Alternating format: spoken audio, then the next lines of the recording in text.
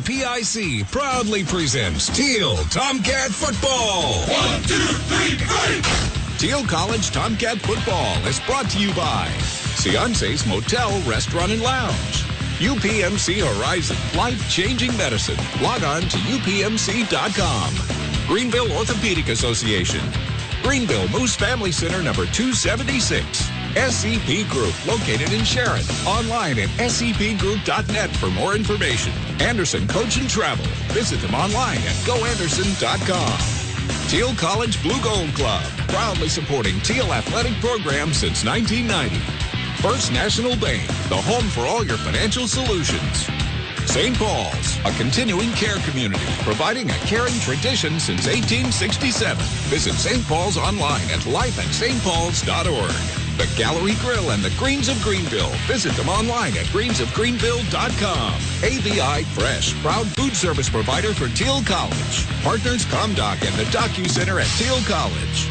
Biddle & Company. Visit Biddle & Company online at biddle-co.com. And Ilsco Extrusions Incorporated. Ilsco has operated one of the industry's most efficient aluminum extrusion mills for more than 60 years. Thiel College is proud to include these fine local businesses among its list of partners. For more details about Thiel College, log on to thiel.edu. You can listen to this game online at 790WPIC.com or listen on the go by downloading the free WPIC station app. Now, let's get to the field for our countdown to kickoff show with our game announcers, Hugh Ringer and Don Achenbaugh. Good afternoon, everyone, from Cameron Stadium in Washington, Pennsylvania. Just down the hill from the campus of Washington and Jefferson College, it's time for Thiel Tomcat Football on News Talk 790 WPIC. Good afternoon, everyone. I'm Hugh Ringer, and I'll bring you the play-by-play action today. Don Achenbaugh, fresh from his sojourn. Counting widgets and working his tail off at his business last weekend. Our thanks again to Ed Topoleski, Sports Information Director at Thiel, for filling in for Don. But Don Achenbaugh is back Mike's side this week. He'll bring you all the color analysis today as the Thiel Tomcats face the presidents of Washington and Jefferson College in the President's Athletic Conference. The Cats, of course, are having a rough year. They won their opener over Allegheny College back in early September, and they've since then lost 7 in a row, including 6 in the President's Athletic Conference action. The most recent loss was last week's 73-19 loss at home on Halloween night to a very good Carnegie Mellon University team. Today they're playing a W&J club that enters the game with a 6-2 record. Their only losses on the year were to nationally ranked Thomas More by 18 and to Case Western Reserve by a score of 35-28. And ironically, those teams are meeting in Cleveland this afternoon for the PAC champion. It's the championship. The winner takes all, and we'll try to keep you up to date on that game. Well, Don Achenbaugh, it's a cloudy day, sun intermittently coming in and out of the clouds, and it's a good day for football. Temperature in the 50s, no precipitation. The clubs are warming up down below us, and the Cats are down here to our right. So we're ready to have a college football game on a great surface in a stadium that has brought back a lot of memories to you and me. Oh, absolutely. This is W&J is the class of the PAC. I know they haven't won it in a couple of years since Thomas Moore's come in, but they are the benchmark for all the other PAC teams, and it's fun to come down here. You know, we try to do our best. We've had some great games down here. Some we've come up on the short end a little bit, but I look for the Tomcats to step it up today, and who knows what we'll get. We'll get out there and we'll strap it on, and I think the Tomcats will do us proud. Well, we'll find out just what happens in about 25 minutes. Up next, it's the President's Athletic Conference report with the Executive Director of the PAC, Joe Underko. Stay tuned for that on News Talk 790 WPIC. Thiel College would like to thank the following businesses for being generous supporters of Tomcat football and Thiel College athletics. Sioncey's Motel, located at 399 Mercer Road. Log on to sioncey'smotel.com or call 724-588-8550 for more information. Remember to ask for the Thiel discount. And UPMC Horizon, life-changing medicine. Log on to upmc.com. Thiel College is proud to include these fine local businesses among its list of partners. For more information about Thiel College, go to thiel.edu. Thiel College would like to thank the following businesses for being generous supporters of Tomcat football and Thiel College athletics. Greenville Orthopedic Association and Doctors John Scullin and Stuart Anderson, specializing in the treatment of sports medicine, total joint surgery, and arthroscopic surgery. Call 800-245-8100 to make an appointment. And Greenville Moose Family Center, Lodge 276. Fun and fellowship for everyone. Log on to lodge276mooseunits.org. For more information, go to teal.edu. Thiel College would like to thank the following businesses for being generous supporters of Tomcat football and Thiel College athletics. Sin Coach and Travel, proud to be the transportation provider for the Thiel Tomcats. Call 1-800-345-3435 or log on to goanderson.com. SCP Group, offering a wide selection of services including graphic design, offset and digital printing, wide format printing, mailing services, trade show materials, and digital marketing. Log on to scpgroup.net. For more details about Thiel College, log on to teal.edu. Thiel College would like to thank the following businesses for being generous supporters of Tomcat football and Thiel College athletics. TDA, Then Design Architecture, proud to provide architectural and design services for Thiel College. Log on to thendesign.com. Eckley's TV and Appliance Center, located at 672 Mercer Road in Greenville. Call 724-588-7690 or log on to eckleysappliance.com. For more details about Thiel College, log on to teal.edu. This is John Herrickle, defensive coordinator. You're listening to the home of Thiel College Tomcat football. News Talk 790 WPIC.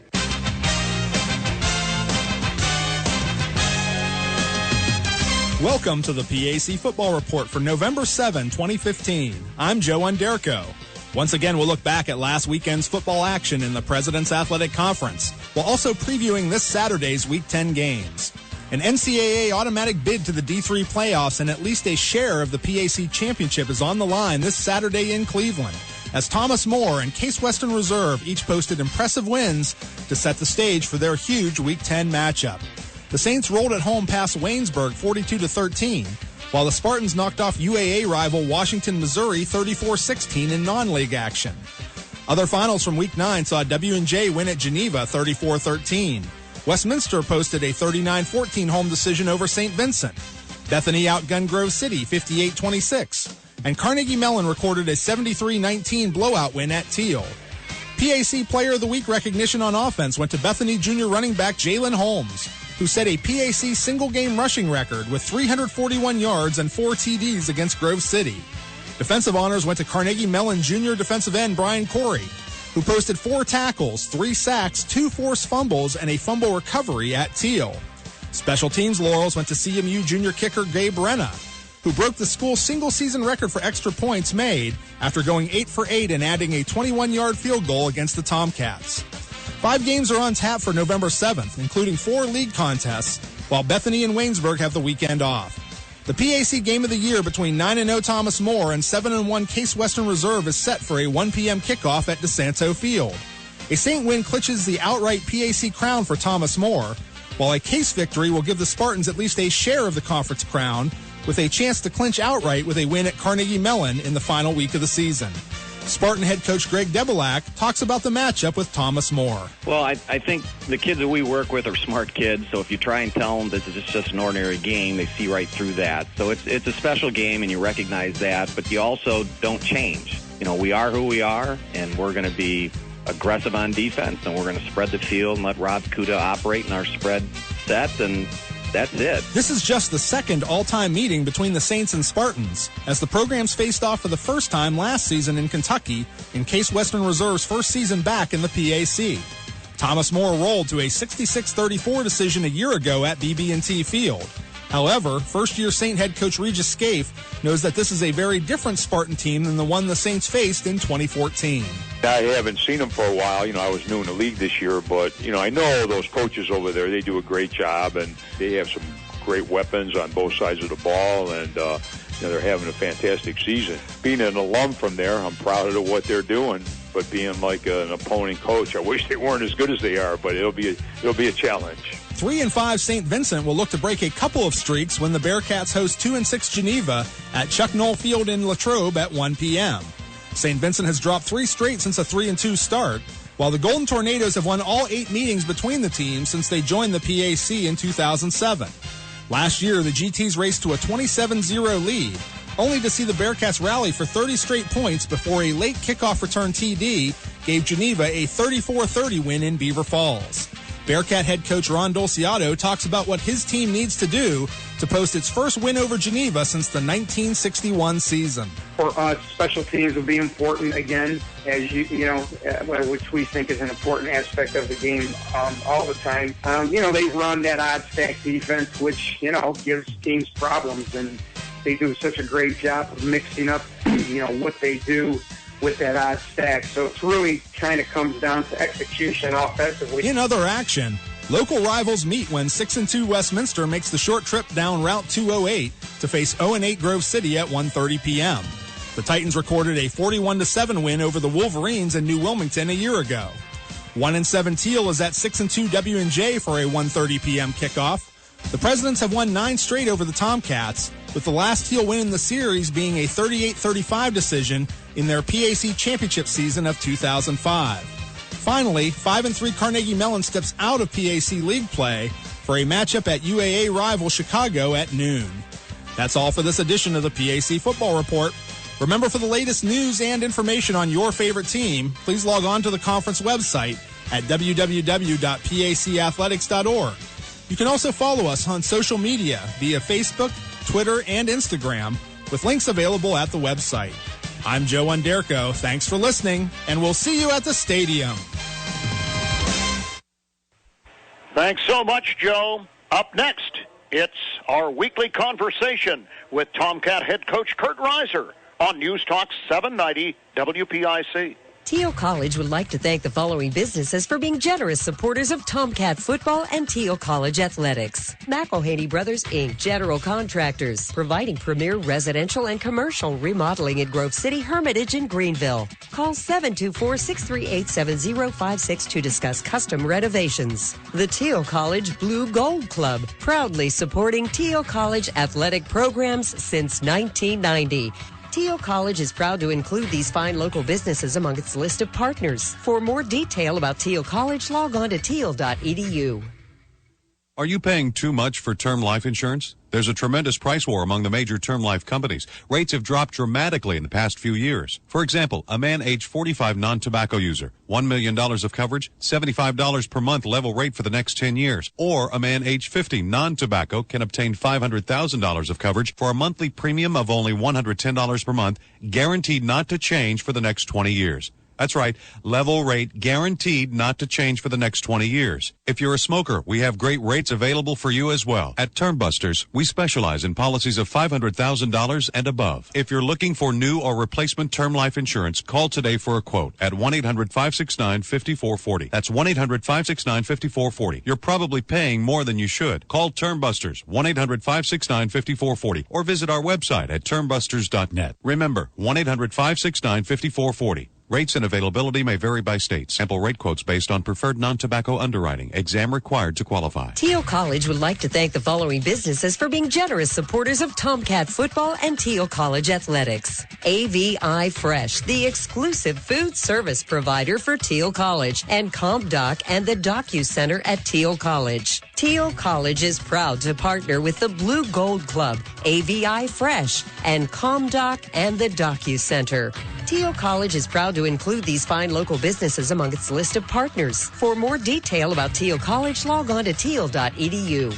Thiel College would like to thank the following businesses for being generous supporters of Tomcats football and Thiel College athletics. First National Bank, the home for all of your financial solutions, from banking to investments to insurance. Call the Greenville branch of First National Bank at 724-588-6770. St. Paul's, a continuing care community, providing a caring tradition since 1867. Visit St. Paul's online at lifeatstpauls.org. For more details about Thiel College, log on to thiel.edu. I'm Ryan Matvica, wide receivers coach. You're listening to the home of Thiel Tomcat football, News Talk 790 WPIC. We're back with head coach Kurt Reiser on the Countdown to Kickoff show from Washington, Pennsylvania. Well, Kurt, you played and coached on winning teams and teams that have struggled. You played on a national championship team at Allegheny College. You were part of the coaching staff on the undefeated 2005 Tomcat football team. You've seen the ups, you've seen the downs, and obviously you have a very young football team. Kurt, assess for us how things are going in terms of keeping this young football team afloat on an upward curve and working to improve every week. Well, certainly we knew going into this season that we were going to face challenges with regards to our youth and inexperience, just based on where we were with our roster coming into the season. And, our focus with our young kids is trying to get them to see that it's not necessarily about wins and losses at this point. It's about improving each and every week that you're out there, and every day that you go out on the practice field is to be a little bit better each day. And, as they grow and stay together, I think that success will come for them. And that's really the goal here. And I think their attitude, especially of our young freshman class, has been very good. I think that they're tighter as a group than we've seen in a long time as a class, and they're committed. They want to see this thing turn around, and they're committed to making it happen. They want to be the group that does it. And so that's encouraging to us. And, they to their credit, they've come out every day and they've worked hard. I think that they've grown as young men, and that's the goal, is for them to grow each day that they're out there and grow in our program. And they've done that to this point, and hopefully they'll continue to do that today.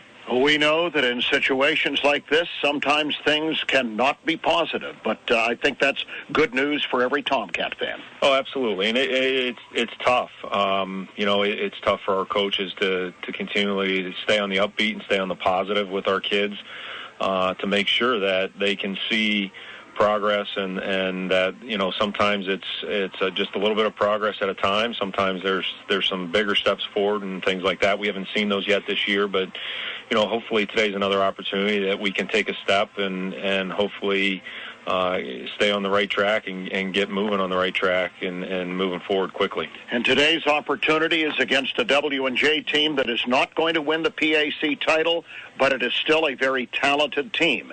We'll try to dissect that team a little bit when we return. You're listening to News Talk 790 WPIC, the home of the Thiel Tomcats. Thiel College would like to thank the following businesses for being generous supporters of Tomcats football and Thiel College athletics. The Greens of Greenville. Log on to greensofgreenville.com.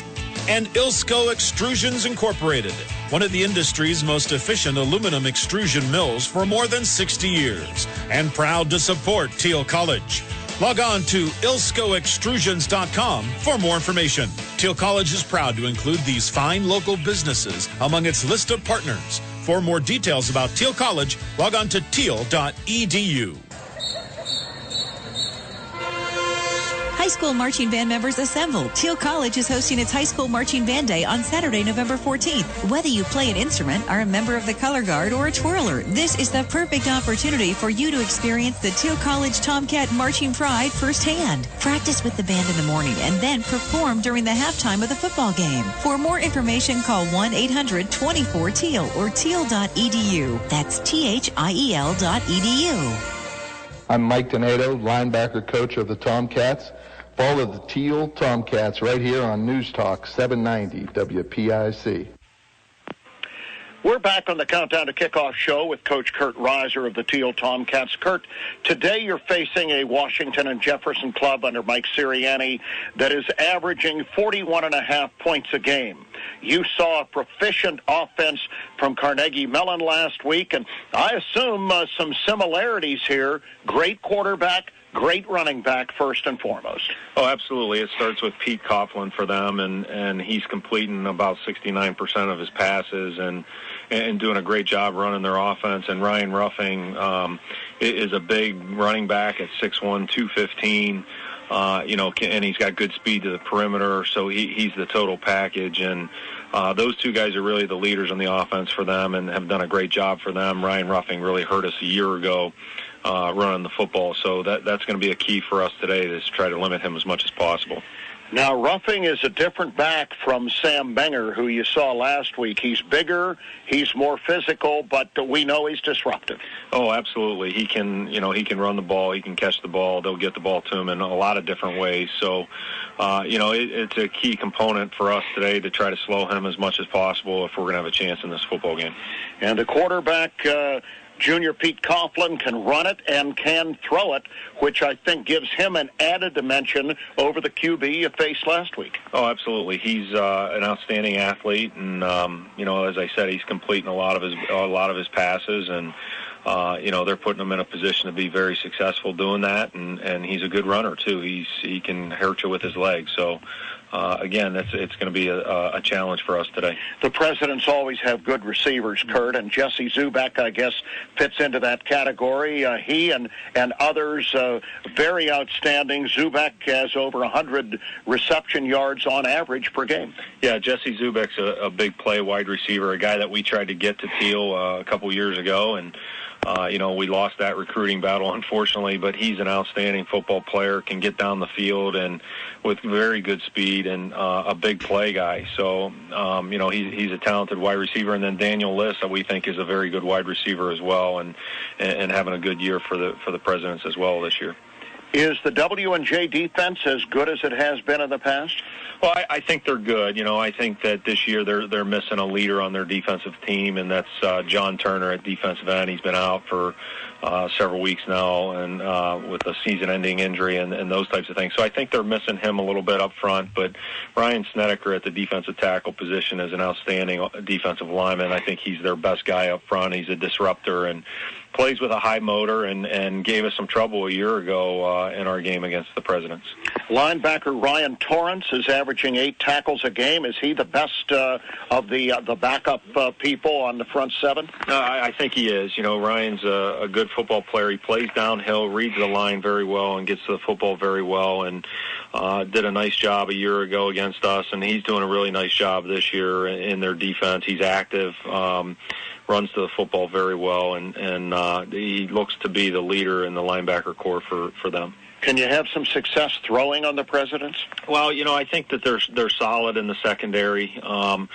We'll see what we can do. I think we have some things planned to try to get it out there. We're going to have to try to stay balanced as much as possible today. The thing that we've talked about with our football team is that we need to get something out of every drive today, whether that be change field position or put points on the board. And so that's our key today. We got to maintain drives and convert on third down and be efficient on first down. Okay, we're going to return to your club and talk about the health of your team and a couple of people who did play well last week. We'll do that when we return. This is Hugh Ringer on the home of the Thiel Tomcats, News Talk 790 WPIC.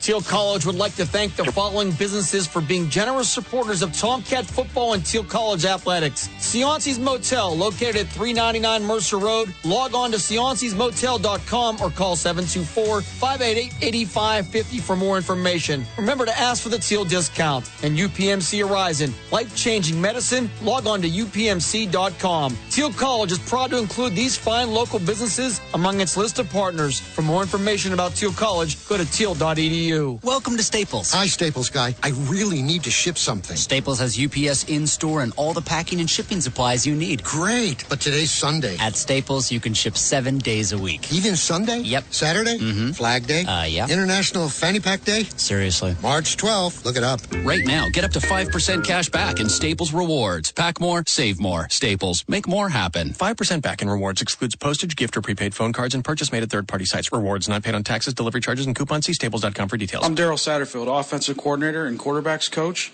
You're listening to Thiel Tomcat Football on News Talk 790 WPIC. We're back with head coach Kurt Reiser of the Tomcats. Kurt, getting back to your ball club, your offensive line was in a state of flux due to injury last week. Has that stabilized this week? Yeah, a little bit. We get Manny Espinoza back, who started early on in the season for us, dislocated his shoulder a couple weeks ago, so he's been rehabbing that. He's back this week, practiced all week, so we're excited about that. In the backfield, we get Justin Zinsmeister back after an injury. So we're starting to get some guys back from injuries that really kind of hurt us. And last week was a tough situation that we were trying to piece some things together on our offensive line. But this week we feel a little bit more comfortable with that. No Brian Swansinger, though. The good young freshman is perhaps out for the year? He might be out for the year. He's still working through a knee injury. There's a possibility that he could play next week, but that's highly doubtful. So he's out. He'll be on the shelf today, and, stepping in will be Manny Espinoza's back, and Jake Swan at the other guard position will have to carry the load for us, and then Zach Young, another talented freshman for us, will back those two guys up. Your wide receivers, Ronnie Howard and Alex Horvitis, along with Ryan Rowland, had pretty good first halves catching the football last week. Yeah, I thought all three of those guys played well. I thought last week's game was Ryan Rowland's best game of the season to this point. I thought he did a great job catching the football and getting yards after the catch. And then Alex Horvitis has been our most consistent offensive player, I think, this entire season. He's really played above his level. He's overachieved, I think, in every possible way that he could, and he's an outstanding young man that we have a lot of respect for, and he's done a great job. And then Ronnie Howard is he's our go-to guy, our rock that's out there for us, and I hope in these last two games Ronnie can have a couple big games to finish off his senior season. Kurt, defensively, even though your club is giving up a lot of points, boy, you're getting good play from two linebackers, Jake Elk in the middle, and, of course, Doak Walker Jr. on the outside. Doak's been playing really well, I think, most of the season, and the things that we've experienced with him are things that you get from inexperience on the football field, and he's gotten more and more comfortable with the scheme. And then Jake Elk has done a great job the last couple weeks. I thought he played really well against Waynesburg a couple weeks ago, and then played well last week against Carnegie Mellon. Those two guys will have to do the same thing today if we're going to be able to slow the Presidents down. Well, Kurt, thanks for taking time to talk to us. The best of luck today against the Presidents. Looks like it's going to be a good day for football. Yeah, it looks like it's going to be a nice day. The forecast was for no rain or precipitation today, so I think we're ready to go. Stay tuned. Don Achenbaugh and I will have some closing comments prior to the kickoff. It's Thiel and W&J coming up shortly here on News Talk 790 WPIC. Thiel College would like to thank the following businesses for being generous supporters of Tomcat football and Thiel College athletics. Greenville Orthopedic Association and Doctors John Scullin and Stuart Anderson, specializing in the treatment of sports medicine, total joint surgery, and arthroscopic surgery. Call 800-245-8100 to make an appointment. And Greenville Moose Family Center, Lodge 276. Fun and fellowship for everyone. Log on to lodge276mooseunits.org. For more information, go to thiel.edu. Thiel College would like to thank the following businesses for being generous supporters of Tomcat football and Thiel College athletics. Sin Coach and Travel, proud to be the transportation provider for the Thiel Tomcats. Call 1-800-345-3435 or log on to goanderson.com. SCP Group, offering a wide selection of services including graphic design, offset and digital printing, wide format printing, mailing services, trade show materials, and digital marketing. Log on to scpgroup.net. For more details about Thiel College, log on to thiel.edu. I'm RJ Molson, defensive line coach. You're listening to Thiel Tomcat football on News Talk 790 WPIC. Welcome back to Cameron Stadium. Hugh Ringer and Don Achenbaugh. We are set for the kickoff. The Tomcats lose the toss and decide that they will defer until the second half. So W&J will get the football, and kicking it off right away for Thiel is Cody Dinger down to the 16-yard line, where it's taken by one of the presidents, and bringing that football out with authority is Luke Merholt across the 30 up to about the 34-yard line. Well, we're underway on a good day for football. It is a good day. It's always a good day for Thiel Tomcat football, Hugh. All right, and the Cats on defense, we'll set them for you in a moment. But offensively, Pete Coughlin, who is the leading passer in the PAC, is going to be in the gun, as we would expect him to be, playing for CMU. That has always been the way Mike Sirianni has done things. Ryan Ruffing is his tailback, and he's a good one, and he gets the ball, and he's across the 35 up to the 39-yard line, where he's brought down, I believe that was Tyrone Bynum, the outside linebacker who made that play, Don. He gets about 5 yards. We'll call it 2nd and 5 at the 39, just underway at W&J. Here is Coughlin rolling to the right, throwing and completing out there to his wide receiver. That's Jesse Zubek, who you heard Kurt Reiser talk a little bit about in the pregame show, and he tippy-toes out of bounds about a yard shy of first down yardage at the 43-yard line. So it sets up a 3rd and 1 for the quarterback, Pete Coughlin, in the offense, and he gives it to Ruffing, and Ruffing bangs his way for the first down across the 45 to about the 47. Boy, they don't give you a chance to catch your breath. This W&J team right up to the line of scrimmage and right going there. Steve Kozak on the stop that time for the Tomcats. I'll try to keep up you, but they really don't give us a lot of time. They force the color man to be glib. Well, I am try to be glib. All right, Coughlin takes the snap. He's back looking, running, throwing, and finds his big tight end down at the Thiel 35 and falling down to about the 33-yard line. Was that Daniel Liss? It was, actually, yeah.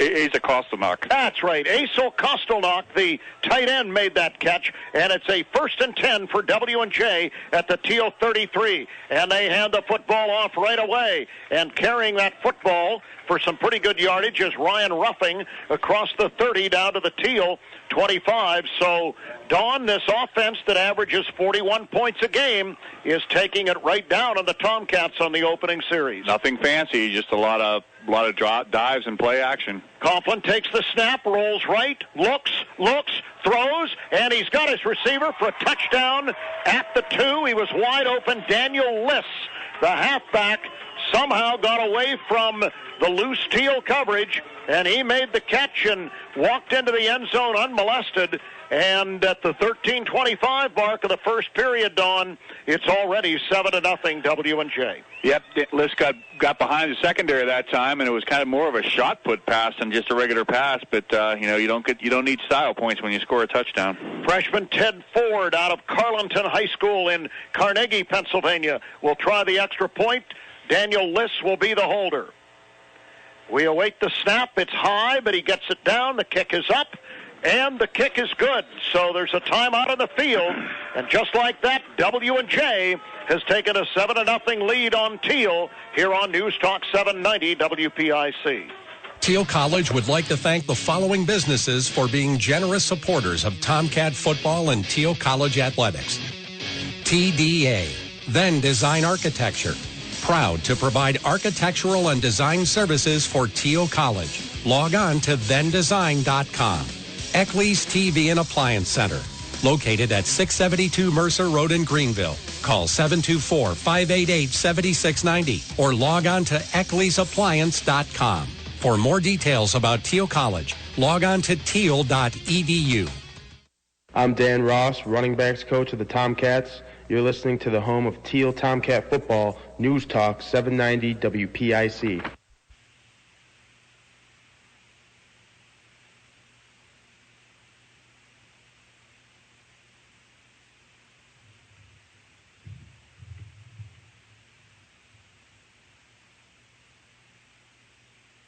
Thiel College would like to thank the following businesses for being generous supporters of Tomcat football and Thiel College athletics. McElhaney Brothers, Inc., general contractors, providing premier residential and commercial remodeling in Grove City, Hermitage, and Greenville. Hugh Ringer and Don Aukenbaugh back at Cameron Stadium, 7-0 W&J. And Ted Ford kicks off to Grant Seister, who takes it at the 10-yard line and returns it to his own 26, where the Tomcats have it 1st and 10. Now, Don, let's see what the Tomcat offense can do here under the leadership of the dynamic runner, Ryan Radke, the junior. He has Nick Black beside him on 1st down and 10 in the gun with 3 wides. He takes the snap and he rolls left, and he's going to keep, and he got a good block on the corner, 30, 35, and Don, he has 11 yards. And a Tomcat 1st down at the 37.5-yard line. He just ran the old sweep left, and he got a great block from his tight end and left tackle on the other side. He ran the option play, too. We had Seister out there ready for the pitch, and a great block downfield by Ronnie Howard. Peeled back and got him the 1st down, and that's what you want to see. And the Tomcats, I think, can move the ball against this W&J defense. All right, the wide receivers are Ronnie Howard, the senior from Sharon, and the junior Alex Horvititz from Lancaster, New York. The tight end, of course, is Josh Zinsmeister.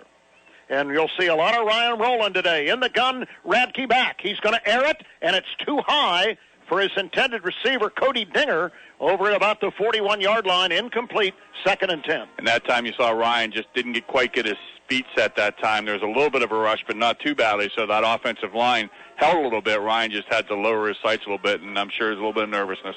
All right, so the Cats make a substitution.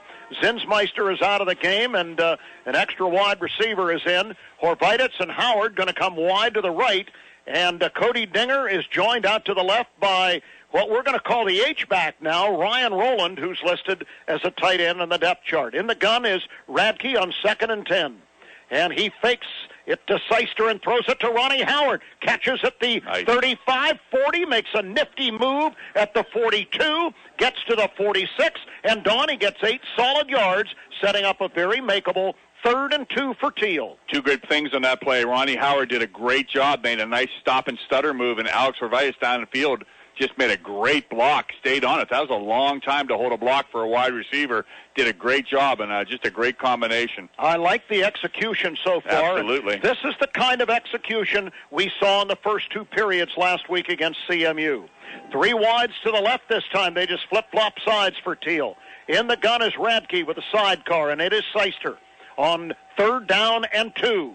He's going to roll to the left. He stops. He's going to air it for Howard, who didn't turn around, and they didn't run the same pattern. He and Rowland were kind of caught in the middle there, and the ball landed between them, Don. A miscommunication on that one. It's 4th and 2, and the Cats are going to punt the ball from their own territory. Well, that's a shame. Tomcats had a little bit of a drive going there. Now it's going to be up to this defense or special teams maybe to get this ball back and see if we can build on that first series. All right, Daniel Liss is one of the returners along with Luke Merhart, as Dylan Squires will stand at his 30 to get the kick away, and It's a high spiraling kick. It's going to go to Liss at the 11. He's going outside to the 15. The Cats are surrounding him, and he keeps fighting across the 20 to about the 21-yard line, where W&J will get the football for the 2nd time this afternoon, already leading by a 7-0 score. Nice job that time by the Tomcat coverage team. It was a nice high punt, and you heard Kurt Reiser talk about it in the pregame about on every possession, see if you can change field position. This is a change of field position. They're setting up right around the 21, 22-yard line. Yes, it is, and Pete Coughlin is going to be in the gun, and he has Ruffing to his left with 2 wides in the football game. Takes his time. Thiel shifts Elk and Walker around in the alignment at linebacker. Here comes Shane. He just missed him. Getting away is Coughlin, throwing down the field, and he has his receiver who kind of sat down in a zone there.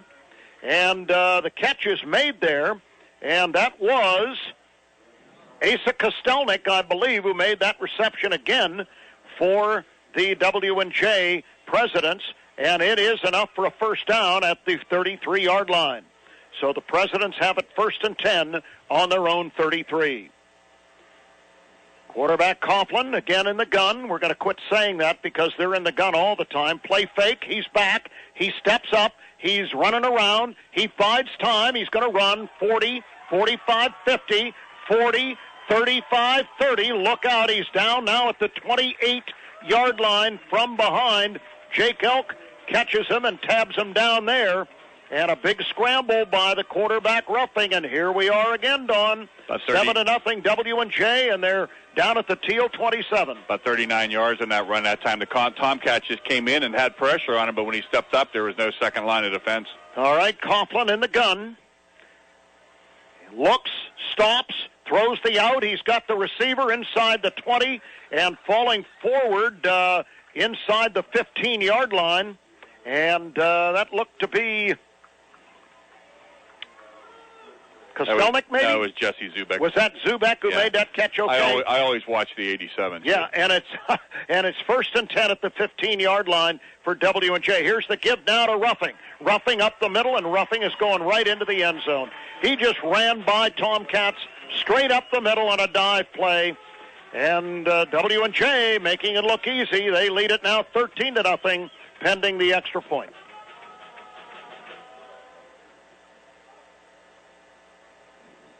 This is an offense that averages 42 points a game, and we're finding out why here very early in this ball game. Very efficient, very workmanlike. They're not running any trick plays. They're just lining up like a typical W&J team. Ted Ford will try to tack on the extra point with his second conversion of the day. This snap is better. The ball's down, and the kick is good. And we have a timeout on the field. It's W&J 14, Thiel nothing on 790 WPIC. Thiel College would like to thank the following businesses for being generous supporters of Tomcat football and Thiel College athletics. AVI Fresh, the exclusive food service provider for Thiel College, and CompDoc and the DocuCenter at Thiel College. Thiel College is proud to partner with the Blue Gold Club, AVI Fresh, and CompDoc and the DocuCenter. Thiel College is proud to include these fine local businesses among its list of partners. For more detail about Thiel College, log on to thiel.edu. I'm Dan Ross, running backs coach of the Tomcats. You're listening to the home of Thiel Tomcat football, News Talk 790 WPIC. Hugh Ringer and Don Aukenbaugh back at Cameron Stadium.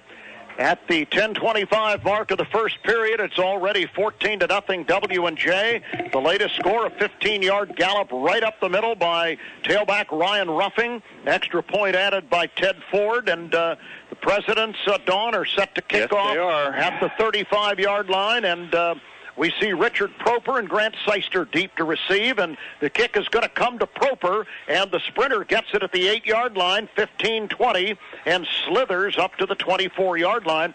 We might mention that Richard Proper came into this football game, Dawn, statistically ranking as the conference leader in kickoff returns with 26.7 yards per carry. Now, that's good news, but it also is a negative thing because it means Thiel's getting a lot of kickoffs after scores. He's had a lot of practice, but he is a bright young prospect. And here we do have a score from Cleveland. Okay. The end of the first quarter, Thomas More 7, Case 0. All right, and that is the game for all the money, marbles, and chalk. We believe in the PAC. They'll clinch. The winner clinches at least a tie for the title and a playoff berth. Here's the give to straight ahead to Grant Seister, and he is fighting as hard as he can to get through that initial line of defense, and he can't do it at the 25-yard line as he's pushed back. He gets a yard, 2nd and 9. Just not a whole lot of push that time by the offensive line. And again, this is not really a makeshift offensive line, but we do have some people that have been out of position or out of the lineup for a while, and we all know that offensive lines, to be great, have to play together for a lot and get used to each other, and I think the Tomcats are battling uphill on that one in this case. Yeah, we'll set that line for you when we get a chance. It's 2nd down 9 for the Thiel offense. And the quarterback, Ryan Radke, is in the gun. He's going to drop straight back, and he's going to go to Seister, and it's over his head. A little too much air under it, and he couldn't get the ball. And if he had, let me tell you what, Mr. Seister was probably going to get a first down on that play. Don, let's set that offensive line you mentioned. The left tackle is Mario Fagioli out of Penn Hills High School in Pittsburgh. The left guard is Manny Espinosa, healthy again, out of Amherst, New York. The center is Akron, Ohio's Rayshawn Nevins. The right guard is junior Jake Swan of Jamestown, New York. And the right tackle is the big old boy from Brookfield, Ohio, 300-pound Gary Heiner. Tomcats come out with 4 wides on 3rd and 9. And in the gun is Ryan Radke with a sidecar. Let's see if the Cats can convert here. Back is Radke. He pumps, he throws, and it's almost intercepted. Wow, he underthrew his intended receiver out there, and that was Roland. And the linebacker in coverage on the play had it right in his midst, Don, and he'll be the first to tell you, I'm sure I should have had it, and probably had a pick 6. I think he was as surprised to see the ball come as Ryan was. I think Ryan was just coming into his pattern, and a little bit of pressure and Ryan Radke had to get the ball out a little sooner than he wanted to. Dylan Squires is going to stand back at the 10. His leg is already getting a workout. 3rd punt of the period. He gets it away under no pressure, and it's a high kick going to come down and almost hit a player and take a bounce, and it's picked up on the run by one of the return men from W&J, Daniel Liss, back at the 35 to save a further loss of yardage, but he gets it, and W&J, with that 14-0 lead, will get the football again. And one of the things that we've seen all season long with the Tomcats is if you don't get that offensive drive, you really don't give your defense a chance to catch their breath on the sidelines. And we've already been chasing, so it'd be interesting to see if the Tomcats can find somebody to step up and make a play, maybe Jake Elk. Pete Coughlin does a play fake and keeps the ball, 35-40, 45, and falls to the 49. He gets 13 and a first down, and coming up to make the stop for Thiel was backup cornerback Kenny Walston out of Baltimore, Maryland. They put it right down in the 50, and it's 1st and 10. Somehow Thiel's got to take away that quarterback run, because if they don't, Mr. Coughlin's going to say, heck, I don't need to throw it. I can just run it and have a good old time. He takes the snap, drops back, has some rush from the outside, throws down the field, got a receiver, had it, dropped it, but it was knocked out of his hands on a good play by Chris Jones, who was beaten on the play and came back, and Don did a great job of knocking that away from Jesse Zubak. You're only beaten on the play if he catches the ball, Hugh, and he closed. He had real good closing speed that time and got his hand in there and pulled the ball away just as he was ready to take it in, and what a great play by Chris. All right, setting up 2nd and 10 at midfield for the Presidents. Pete Coughlin, averaging 287 pass yards a game, gives it to Ruffing. Ruffing 50, 40, head of steam, out of bounds at about the 33-yard line of Thiel. It's another W&J first down, 1st and 10. And this is just your typical W&J running back. He's solid, he's tall, he runs upright, and he's got his head on a swivel. All right, again, here comes Ruffing, and he's at the 25 and knocked out of bounds at the 20. And, he's getting the corner every time. The quarterback and a running back are getting the corner on the Thiel defense every single time. It looks like a punt return because they set up that wall. This is the old Green Bay Packers sweep from the 1960s. Coughlin in the gun, play fake, stops, looks, being chased, throws, got the pass down to the 7 and into the end zone for a touchdown against the cornerback Chris Jones. Cody Hurst. Is Cody Hurst. And these numbers are a little bit hard to decipher on black jerseys with red numerals. But Hurst made the catch and fell into the end zone. And at the 8:18 mark of the period, it's 21-0 W&J already. And Ted Ford will add the extra point.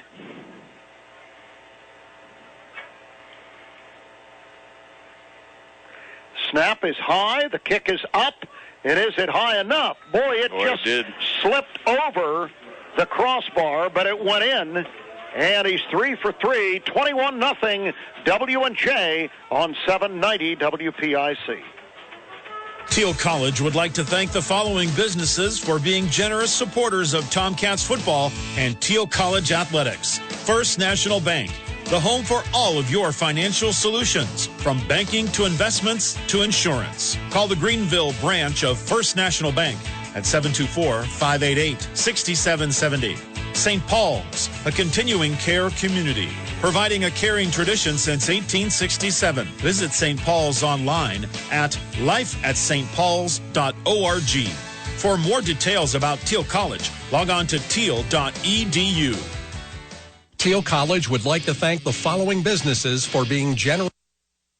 Thiel College I'm would like Dan to... Ross, running backs coach of the Tomcats. You're listening to the home of Thiel Tomcat football, News Talk 790 WPIC. 26-yard touchdown pass to Cody Hurst, 21-0 W&J. Here is the kickoff coming to Grant Seister back at the 10, and he's across the 20 to the 22-yard line. And Dawn, the Cats now get the ball for the third time, and they've done a little bit, but not nearly enough to keep the ball away from this explosive W&J offense. We need some execution here and some first downs. We talk all the time, especially when you're an undermanned team and a young team like the Tomcats are, you really want to shorten the game. And by that we mean you want to run the ball, you want to move the chains. You're not looking for the big play necessarily, just looking for some consistency. And Tomcats started out okay, but in the last couple of series they've struggled. Ryan Radke in the gun is going to shift Roland from right to left from his tight end position. He's going to roll to the left. Radke going to throw against the grain for the southpaw, and a diving catch is made by a Tomcat receiver at the 34, and that's Alex Horvatus, who you heard Kurt Reiser say in the pregame show has probably been their most consistent offensive player all year. And I'll tell you, one of the reasons he is because you have number 10, Ronnie Howard, who draws so much attention when he's out there because Ronnie is the playmaker, and Alex is that classic possession receiver, and he takes advantage of coming in behind Ronnie and making some great catches. The 11-yard gain gets Thiel a first down at the 33-yard line. All right. Radke remains in the gun. Takes the snap, gives to Seister. Seister tries to get a head of steam to about the 35, and that's going to be it. We'll give him 2 at 2nd and 8. A little bit of an opening that time, but not a whole lot. I'll tell you, this W&J team in typical W&J fashion, they have good athletes on both sides of the ball, and they close to it real well. They're struggling this year defensively. It's not your typical W&J team, but, their non-typical team is better than most teams in the PAC, so we're up against it again today. And they go with Tom Mara, Sly Ravitsky, Ryan Schnedeker, the best defensive lineman, and Justin Bauer up front. All right, 2nd and 8, and back is Radke. He's in a little bit of heat, and down he goes. He was ready to scramble out of that, Dawn, and somebody grabbed his ankle, I think, and kind of knocked him off balance, and he's going to take the loss back to the 27. One of the things we talked about all year with Ryan is his maturation. He tries to hang in there a lot longer than he did when he was younger, and that time he hung in there just maybe a half a step too long, and what happened was there just got a lot of traffic at his feet, and he really does have dancing feet. He's Fred Astaire back there, but that time he just got tangled up in the traffic and got dumped on his keister. So he loses 7 yards on the play, setting up a 3rd and about 16 for Thiel. And Radke's in the gun with 4 wides. The snap, he's back. He has time. Now the pocket breaks down, and he's going to run 25-30, 35-40, and Radke dives forward to the 43.5. Hey, I think he had it. He should have it. We'll see where the spot is. It's at the 43.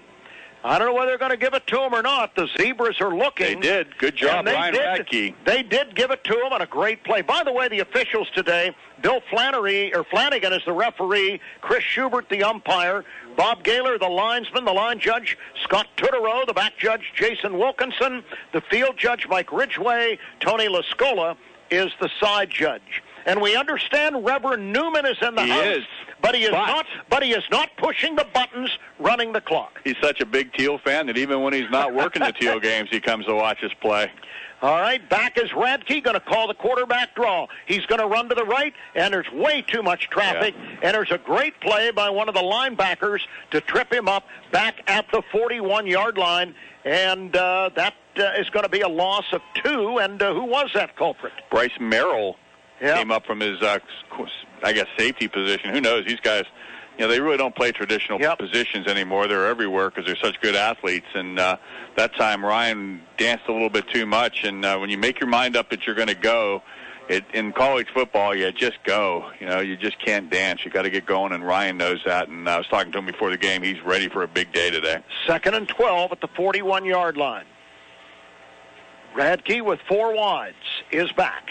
Going to look, going to throw the out. He has Roland at the 45, and he is tackled on a good, secure tackle by one of the corners over on that side, O'Shea Anderson, a sophomore out of Rochester, Pennsylvania. O'Shea, can you see Ryan Roland coming out in the pattern? He did.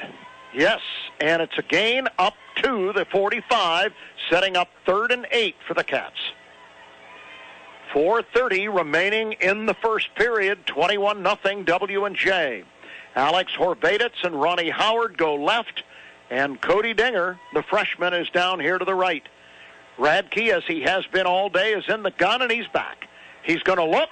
He's going to run around. He's going to look. He's going to throw too high down at the 35 for Roland, and it's going to be 4th down and 8, and the Cats once again are going to have to kick the football away. Ryan's having a little trouble getting up over here by the W&J bench right below us. I'll tell you what, that may be pound for pound the toughest Thiel Tomcat football player I've ever seen in my life. And I have seen a lot of tough Tomcat football players.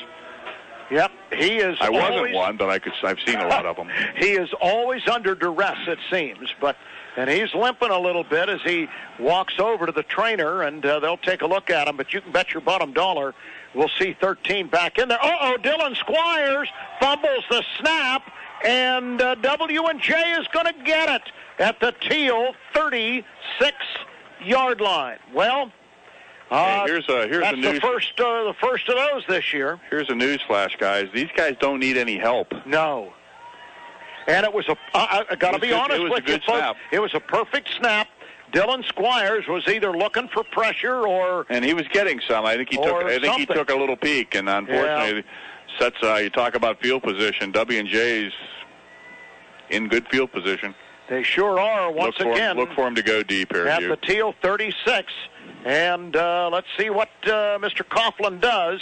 Coughlin's going to throw the out pattern this time, and it is caught by Zubik. And how does he get away from tackles there at the 35, the 30? He fumbles inside the 10, right into the hands of his teammate, Daniel Liss. You're living right, Mr. Zubik.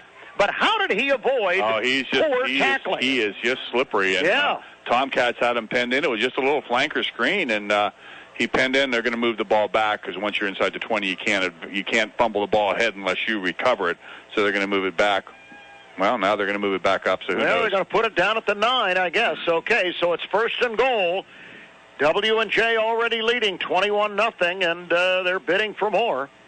Quarterback Coughlin taking his time. Ruffing is behind him in the formation, and the give is to Ruffing, and I'll tell you, he's going to go right into the end zone with nobody touching him. No resistance by the Thiel defense.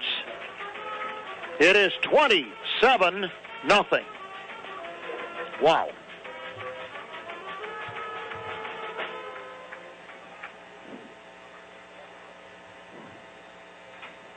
Thiel College would like to thank the following businesses for being generous supporters of Tomcat football and Thiel College athletics. TDA, Then Design Architecture, proud to provide architectural and design services for Thiel College. Log on to thendesign.com. Eckley's TV and Appliance Center, located at 672 Mercer Road in Greenville. Call 724-588-7690 or log on to eckleysappliance.com. For more details about Thiel College, log on to thiel.edu. You are listening to News Talk 790 WPIC, Sharon Hermitage, a Cumulus station sponsored by the Ridgewood at Shenango Valley, a premier senior living residence. I'm Kurt Reiser, head football coach. Follow the Thiel Tomcats right here on News Talk 790 WPIC. A 9-yard run by Ryan Ruffing right up the middle, and the extra point by Ted Ford has extended W&J's lead at the 3:40 mark of the first period to 28-0. And now Ford is deploying to kick off, Don. And this is already his, fifth kickoff of the first half, and we still have 3 minutes to go in the first quarter. Again, it all starts, Tomcats need to get a drive going. They need to have some success. We need to, concentrate on playing against the guy across from you and not worry about the scoreboard like Kurt Reiser says. Let's just try to get better on every possession if we can. The kick is going to come down here to Richard Proper, and Proper gets away from the first wave, gets to the second level, up to the 29, and probably gets more yardage than he had a right to get, but a pretty good return for the leading kick returner in the PAC, and the Cats will get the ball again on their own 29-yard line. And you're right, Don, some way, somehow, you got to keep the ball out of the hands of this W&J offense, because they are going to threaten you big time every time they get the football.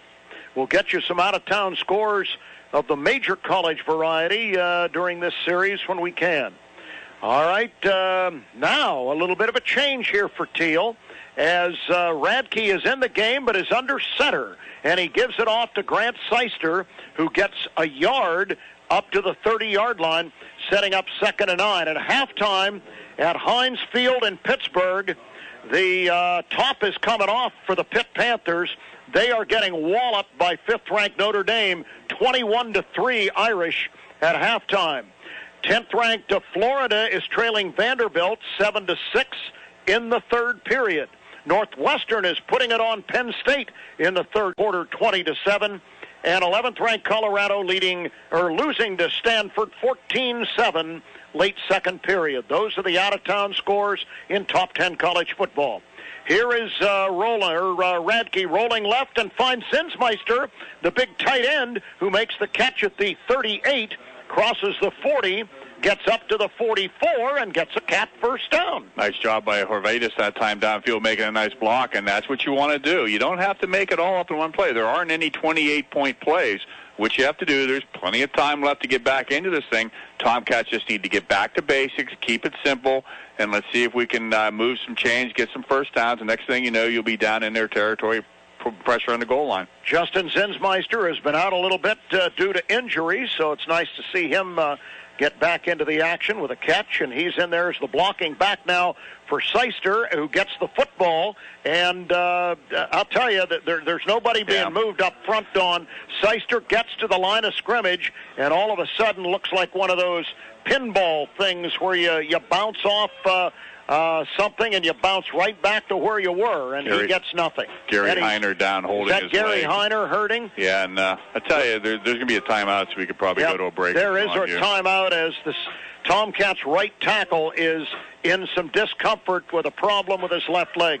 We'll be back on 790 WPIC. Thiel College would like to thank the following businesses for being generous supporters of Tomcat football and Thiel College athletics. McElhaney Brothers, Inc., general contractors, providing premier residential and commercial remodeling in Grove City, Hermitage, and Greenville. Call 724-638-7056 to discuss custom renovations. The Thiel College Blue Gold Club, proudly supporting Thiel College athletic programs since 1990. Thiel College is proud to include these fine local businesses among its list of partners. For more detail about Thiel College, log on to thiel.edu. I'm Matt Arshenkoff, Special Teams Coordinator and Defensive Backs Coach. Follow the Thiel Tomcats right here on News Talk 790 WPIC.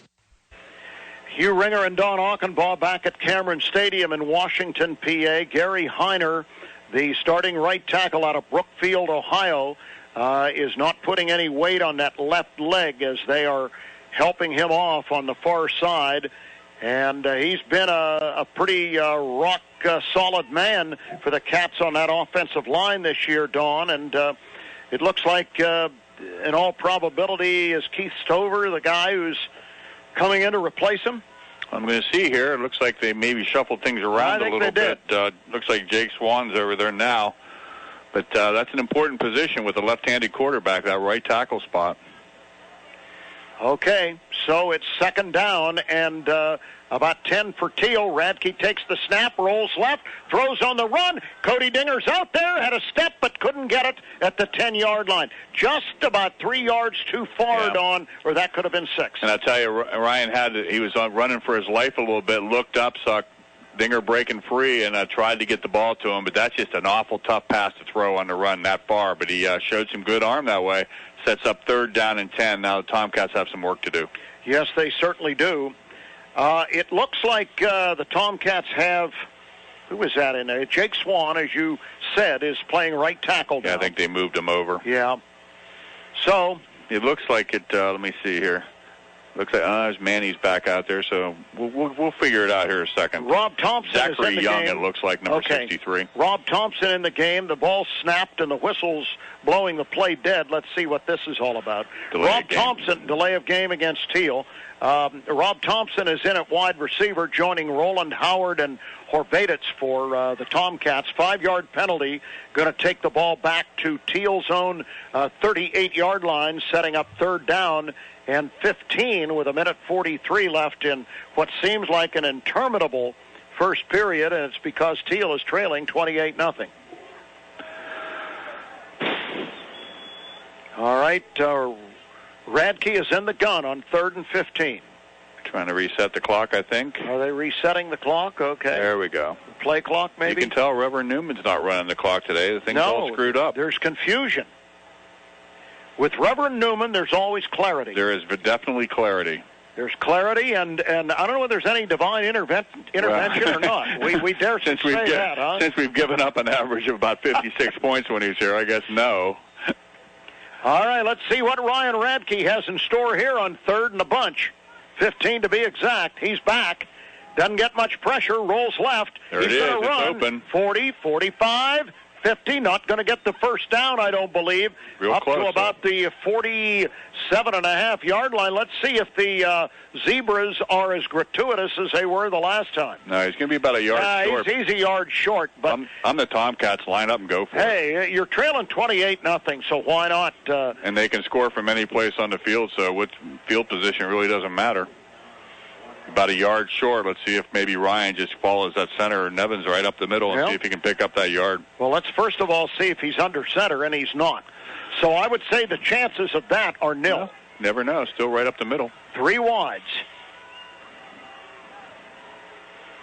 Howard, Horvatitz down to this side. Here's the snap.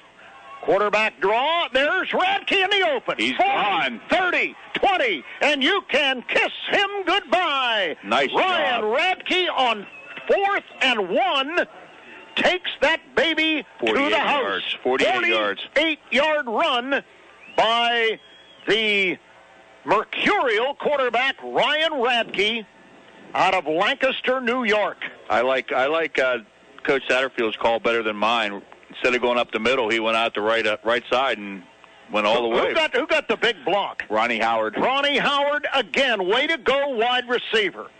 All right, Colin Thiel is in with key lime shoes to kick that football through the upright. He's had a hernia problem. Well, I'll tell you what, he got to go back to the black shoes because he missed it, Hugh. Did he miss that? Oh, I thought it was high enough, but it wasn't straight enough. If you're going to wear funny shoes, you better kick it right. The upright. There's a timeout on the field. It is now W&J 28, Thiel 6 on 790 WPIC. Thiel College would like to thank the following businesses for being generous supporters of Tomcat football and Thiel College athletics. AVI Fresh, the exclusive food service provider for Thiel College, and CompDoc and the DocuCenter at Thiel College. Thiel College is proud to partner with the Blue Gold Club, AVI Fresh, and CompDoc and the DocuCenter.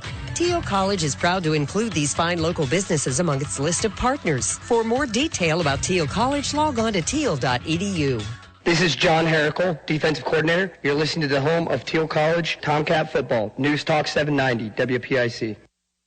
The kickoff by Cody Dinger is going to roll out of bounds, and the penalty flag is going to fly, so W&J will get the ball at about the 35-yard line. 48-yard touchdown run by Ryan Radke to get Thiel on the board. Don, he's way up there on rushing yards, probably close to 100 yards today. And he's over. He's got to be real close. 48 yards on that one. He had another 16 or 18-yard run to pick up a first down. So he's got to be pushing that century mark, and we got 44 seconds left in the first quarter. And we'd like to check the record book here and see how close he might be to getting or becoming the all-time rusher among quarterbacks. Maybe if Ed or somebody's listening, they can. History. I'm sorry, Hugh. Maybe if Ed's listening, get some stats and text them down to us. Yeah, Ryan Ruffing carries the football across the 40, the 45, and up to the 47. In the meantime, for W&J, and the Cats move the 6 and have the first down. as they keep this ground game and air game moving. Back to pass, Pete Coughlin. Going to air it out to Ruffing. Ruffing, 45-40. Gets away at the 30 and run out of bounds by Richard Proper at about the 27-yard line. So here comes W&J. And, folks, we got to be honest with you. We haven't come close to stopping W&J's offensive machine all day. Coughlin in the gun with Ruffing beside him, straight back. He's going to look. He's going to swing it out here to his tight end, and the catch is made and running out of bounds down at about the 14-yard line for the Presidents. That was Ruffing again coming out of the backfield. Who acted like a tight end and made the catch and is a little bit winded and comes to the sidelines. Made the catch and huffed and puffed down to the 13. And we are coming to the end of the first period with W&J threatening in the red zone to score again. After one, it's W&J 28, Thiel 6 on 790 WPIC. Thiel College would like to thank the following businesses for being generous supporters of Tomcats football and Thiel College athletics. The Greens of Greenville. Log on to greensofgreenville.com. And Ilsko Extrusions Incorporated, one of the industry's most efficient aluminum extrusion mills for more than 60 years, and proud to support Thiel College. Log on to ilskoextrusions.com for more information. Thiel College is proud to include these fine local businesses among its list of partners. For more details about Thiel College, log on to thiel.edu. I'm Ryan Matvica, wide receivers coach. You're listening to the home of Thiel Tomcat football, News Talk 790 WPIC. All right, ready to start the second period. Hugh Ringer and Don Auchenbaugh, 28-6, W&J over Thiel. And after a kickoff that went out of bounds, the W&J Presidents are on the move again at the Thiel 13-yard line. And, you know, looking at the stat sheet that was just handed to us by the W&J staff, Ryan Radke has a net of 80 yards on the ground on 10 carries so far. He is the offensive presence for the Tomcats. He makes everything go, but right now we just have to dial up some type of solution to this W&J offense. All right, and it all starts with the quarterback, Pete Coughlin, who is in the gun with Ruffing to his left and 3-4 wides in the ball game. He's going to throw the pass out here to Zubek, and he makes a little spin move on Tyrone Bynum, but Bynum wasn't buying it, and he's down at about the 11-yard line. Pretty good play by the outside linebacker. Yeah, the Presidents that way went to the flanker screen into the short side of the field, and the Tomcats had to move her man there, and they did a real nice job closing. Coughlin on 2nd down and 8.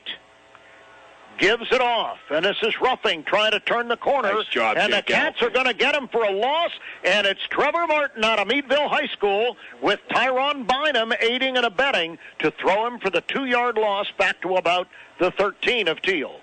Nice job that time for the Tomcats defense. Get a little backbone here, see if we can hold them up. 3rd and 10, see if we can maybe hold them to a field goal try. Ruffing had 83 yards rushing in the first period in this ball game. 3 touchdowns is the big thing. Yeah, that's the biggest thing. Coughlin in the gun with Ruffing beside him on 3rd and 10. He's going to roll to the left. Coughlin's going to look. He's going to stop. He's going to run the other way. He's going to run again. He's running up the middle. He's running back to the left. He's going to find an opening. He's at the 10. He's at the 5, and he's out of bounds at the 4, and a Cat is hurt back at the 19-yard line. Somebody got a major crackback that I think has hurt his knee. Nick Ravita. Is that Nick Ravita, the defensive lineman? And I'll tell you, he had containment too, but he just crumpled to the ground, and that's how they were able to get around the end that time, because they had him penned in, but if they're going to let him, he looks like he stepped out of bounds about a half a yard short. But Pete Coughlin did scrambling around there a little bit like Fran Tarkington for those of you who remember those days, but came all the way over. He probably ran for about 110 yards on that play, but fortunately for him, he stepped out of bounds right before he got to the marker, which is kind of a mental error. You don't usually see that for the Presidents, but right now every concentration is on Nick Ravita. It looks like they're going to take a timeout. The senior defensive tackle out of South Allegheny High School in McKeesport is still down on the field, and we will take a 30-second timeout as we see what happens with Nick Ravita on 790 WPIC. High school marching band members assemble. Thiel College is hosting its high school marching band day on Saturday, November 14th. Whether you play an instrument, are a member of the color guard, or a twirler, this is the perfect opportunity for you to experience the Thiel College Tomcat marching pride firsthand. Practice with the band in the morning and then perform during the halftime of the football game. For more information, call 1-800-24-TEAL or teal.edu. That's THIEL.edu. I'm Mike Donato, linebacker coach of the Tomcats. Follow the Thiel Tomcats right here on News Talk 790 WPIC. Nick Ravita helped off the field, injured right leg. It's 4th and less than a yard for W&J on the Thiel 4. Quarterback Coughlin gives it to Ruffing, and Ruffing is going to bang into the end zone. He was tackled at about the 1, but the Cats couldn't stop him. And he's into the end zone, and flags fly as there's some chippiness down at the goal line, and I have a feeling this is not going to be good for Thiel. The touchdown is, one would assume, going to count, Don. Yeah, it was probably credited a 4-yard run. It's his fourth touchdown of the game? Third touchdown. I got our Ryan got one too. So okay. Four touchdowns scored by Ryans today. But 3 by Ruffing. Unfortunately, yeah. Okay. And the referees are talking here to try to get this thing sorted out. Maybe there'll be penalties on both teams. They're looking at their rosters to see if they can identify the culprits. We do know this. It's 34-6. W&J at the 13:40 mark of the second period. You know, they haven't moved the down marker, though, so it's interesting. Maybe it wasn't a dead ball foul. A reminder, you want to stay tuned at halftime. In addition to stats and scores of other games, Mr. Achenbaugh tells me we're going to have a rather loquacious halftime guest. Yeah, they did the everybody gets a ribbon penalty, so they unsportsmanlike on both teams. Okay, well. Oh, so they're going to still call. What are they calling him? Oh, so they're going to run the play over again. So it must have been during the play. So take the touchdown off the board. Take it off the board. How about that? And I think they're going to, you know what? I think what it looks like is that it looks like it may have been 2 unsportsmanlike penalties and then a third unsportsmanlike penalty. And now we'll see if they're going to march the ball back. Well, now they're lining up to kick something here, Don. Are they kicking an extra point, or are they going for a field goal? They did not take any points off the board. Well, he said... I think maybe it's going to be enforced on the kickoff. I think maybe Ruffing's touchdown is good. Well, they're definitely lining up for unless that's a field goal. Well, I think they're lining up for the extra point. I think that's Blake Davis in to do the kicking now for W&J. The snap, the kick is up, and the kick is good. And there's time out on the field. The score is 35-6 W&J, and I think the penalty will be assessed on the kickoff when we return on 790 WPIC. Thiel College would like to thank the following businesses for being generous supporters of Tomcat football and Thiel College athletics. Sionci's Motel, located at 399 Mercer Road. Log on to sioncysmotel.com or call 724-588-8550 for more information. Remember to ask for the Thiel discount. And UPMC Horizon, life-changing medicine. Log on to upmc.com. Thiel College is proud to include these fine local businesses among its list of partners. For more information about Thiel College, go to teal.edu. I'm Daryl Satterfield, offensive coordinator and quarterbacks coach. You're listening to Thiel Tomcat football on News Talk 790 WPIC. Hugh Ringer and Don Achenbaugh back. Ryan Ruffing a 4-yard touchdown, and Blake Davis the extra point. And the penalty for unsportsmanlike was obviously against W&J because they've been penalized back to their own 20. So Thiel's going to move its return man up to their 20. And the Cats, trailing big here, may get a little bit better field position. All right, Blake Davis approaches the football. High end-over-end kick. It's going to come down to Richard Proper at the 25. He's up to the 35, 40, and to the 45, and a flag flies. And that's usually in the area of holding out at about the 42-yard line. So we'll see about this. 35-6, W&J. The Cats have not stopped them all afternoon to date. No, they've scored on every possession. Tomcats just don't have a solution to this high-powered W&J offense, and really they're not doing anything tricky. They're just lining up and playing helmet-on-helmet football like W&J's has the wants to do. And we always talk about W&J in the program. They have such a great program down here, but it's a little bit like going against Darth Vader, Well, they're wearing black outfits. I know. It's just that's what you always think of. They just play the Star Wars march when they come on the field. Cats come to the line of scrimmage with Ryan Radke at the controls, joined in the backfield. Let's see, is that still Seister? Is that still Seister in the game? All right, straight back is Radke, going to throw the screen. It's here. He's got it to Seister at the 30, 35, 40, and falls forward to about the 43-yard line. Nice play there, getting the ball to Seister, but there's a flag, and do we have another hold on Thiel? Sure looks like it. Yep. Looks like Gary Heiner's back on the field here. Is Gary Heiner back out there? He walked off with no weight being placed on his injured leg, but looks like he is. Another tough kid. Yep. The officials are talking it over here with the captains from W&J. So. Well, let's see. Do you want to give Thiel the first down, or you want to move the penalty? Why is there's not a whole lot? Well, let's see here. What are we doing? Shouldn't be this complicated on a holding play, guys. The umpire is taking the football, and what's he going to do? Looks like there's a timeout. Is there a timeout? Well, I see people gathering down here on the side. Thiel's kind of milling out in the middle of the field. This is really strange. Holding on Thiel. And unsportsmanlike against W&J. Look at that. Oh, really? So they offset each other, so it'll be back to the original last Mike Sirianni brought his defense over, and maybe he was saying enough is enough of this chippiness. He brought the whole team together. It wasn't just a defense. They all came together, and let's call it a coachable moment for Coach Sirianni, who we have a lot of respect for. This guy, what he has done down here over the years, and the consistency, we know how hard it is to be that consistent. And like I said in the pregame, They are the benchmark that everybody shoots for. And Mike Sirianni is highly respected by the Thiel coaching staff. I can tell you that right now. All right, so it's 1st and 10 for Thiel after all that mess. Back at the 32, and Radke takes the snap, rolls left, sets, throws to nobody down at the 20 or at the 32-yard line of W&J. Nobody was open, and Radke took a pop. Pervadis got tangled up and got knocked down. He was going on a little give and go, and when he didn't go.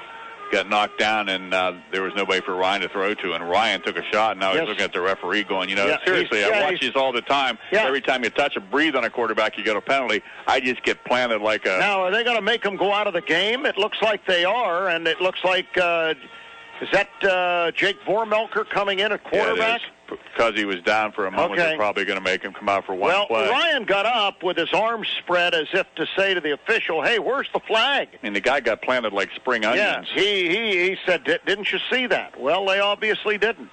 All right, Jake Vormelker, the freshman from Grand Valley, Ohio, is in, and he's going to call his own quarterback number, and across the 35, the 40, and there's another flag, and they've got habeas gravis disease down there on the Thiel Tomcats, and is that Vormelker who's down? Yeah, he's a little stunned right there. Looks like he's holding onto a hip or something. He's actually grabbing his right hip, and Ronnie Howard is down there with him.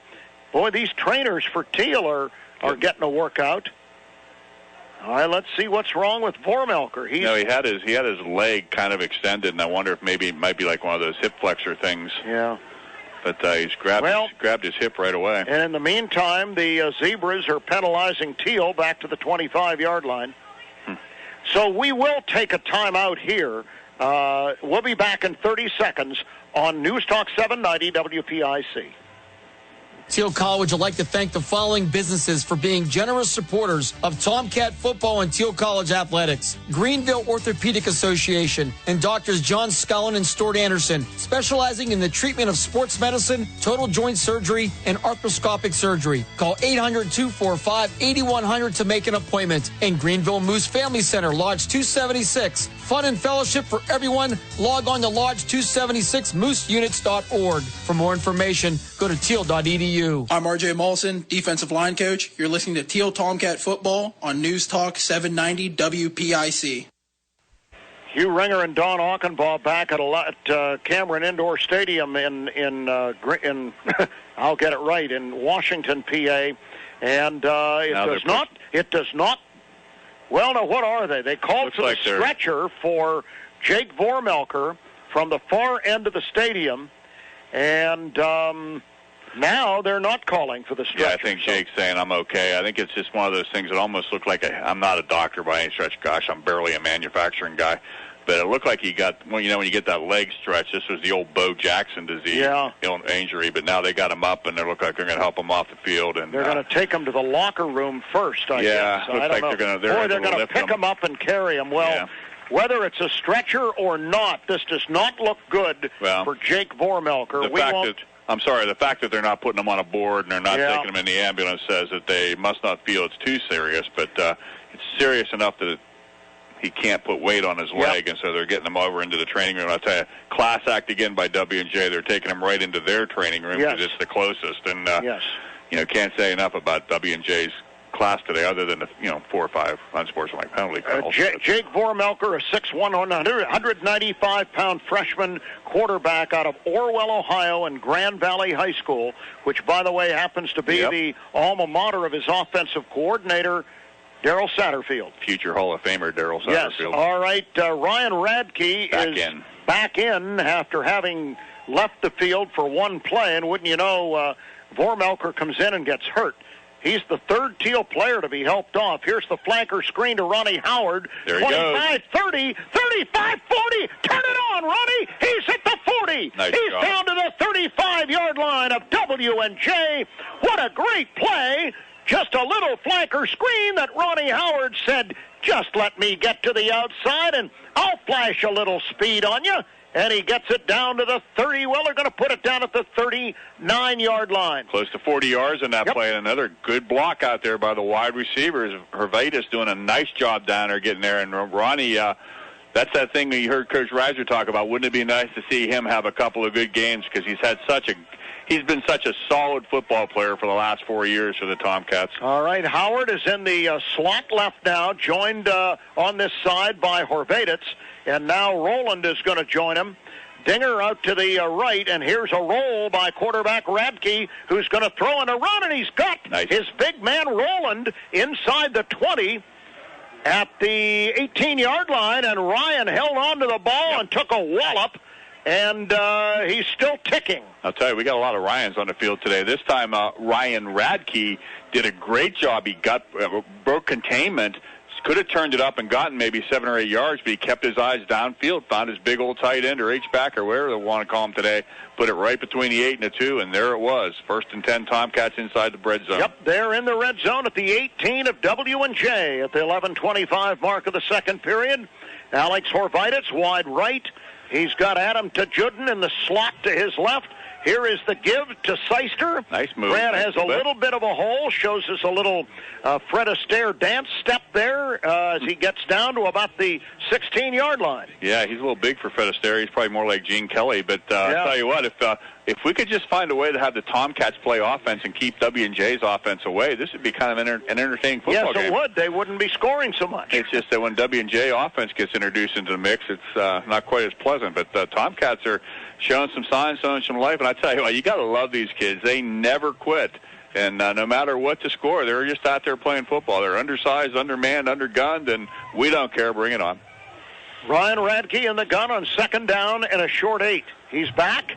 He's going to roll to the right. He's being chased, and he's throwing the ball away. Nice job, and, Ryan. He got rid of it and saved the sack. He was going down back at about the 30-yard line. That would have been about a 20-yard sack, so good job to get rid of the ball. And that's hard to do because he was rolling to his right, and the left-handed quarterback, it was hard to get the ball out there, but he found somebody, sets up third and about 8. And putting the heat on there was 51. 51, okay. And that was Ryan Schnedeker, that outstanding but undersized defensive lineman, but he was after him. If he were not undersized with his heart and his ability, he'd be playing down the road at Pitt. That's right. All right, 4 wides for Ryan Radke, 2 to each side on third down. Tomcat. And there is a timeout on the field, and Thiel calls it, and we'll take a timeout on 790 WPIC. Thiel College would like to thank the following businesses for being generous supporters of Tomcat football and Thiel College athletics. Coach and Travel, proud to be the transportation provider for the Thiel Tomcats. Call 1-800-345-3435 or log on to goanderson.com. SCP Group, offering a wide selection of services including graphic design, offset and digital printing, wide format printing, mailing services, trade show materials, and digital marketing. Log on to scpgroup.net. For more details about Thiel College, log on to thiel.edu. This is John Herrickle, defensive coordinator. You're listening to the home of Thiel College Tomcat football. News Talk 790 WPIC. 10:27 remaining until halftime. Hugh Ringer and Don Auchenbaugh at Cameron Stadium in Washington, PA. It's 35-6 W&J, and Thiel's driving the football. Third down and 8 on right now the 16-yard line of the Presidents. And Ryan Radke is out on the field with Seister beside him and 4 wides in the ball game. Sends Ryan Rowland motioning right to left in the formation. Tomcats need to get inside the 9-yard line. Here's the out to Howard and off the fingertips down at about the 10-yard line. He was opened on, but the pass just hit off the fingertips, 4th down, and one would assume that in this circumstance, Thiel will go for it here. Absolutely, and that time Ryan was running kind of a banana route, and the ball got thrown a little bit to the outside from him, so he had to adjust his pattern back. There's not a whole lot of wind, but there is a little bit of wind, and just wasn't able to bring it in. Sets up 4th down, and now you want to see if you can get Ryan Radke out on the edge and see if you can make him come up and make a play. And don't you think W&J's defense doesn't know that? Radke takes the snap. He's getting pressure up the middle. He tries to get away and drops the football, and I think he has turned this thing over to W&J on 4th down. Not that much consequence, but he was just sandwiched between on-rushers from every angle, Don, and could not get out of there down at about the 16, where the Cats turn it over on downs to W&J. It'll be 1st and 10. Yeah, they pretty much circled the wagons around Ryan that time, and really been the only weapon the Tomcats have had for some time now on offense, and they knew where to go. Like you said, you predicted it. All right, Pete Coughlin in the gun is going to hand it off to Ruffing, and Ruffing roughs his way across the 15 up to about the 18-yard line for 3. Riley Shane on the stop that time. Riley's playing a very good game today. He's been in there a couple of times getting pressure, just not being able to close the deal, but this time he was able to close it down and hold him to about a 3-yard loss, which is a victory today. Or 3-yard gain, rather. 3-yard gain, 2nd and 7 to the 18-yard line.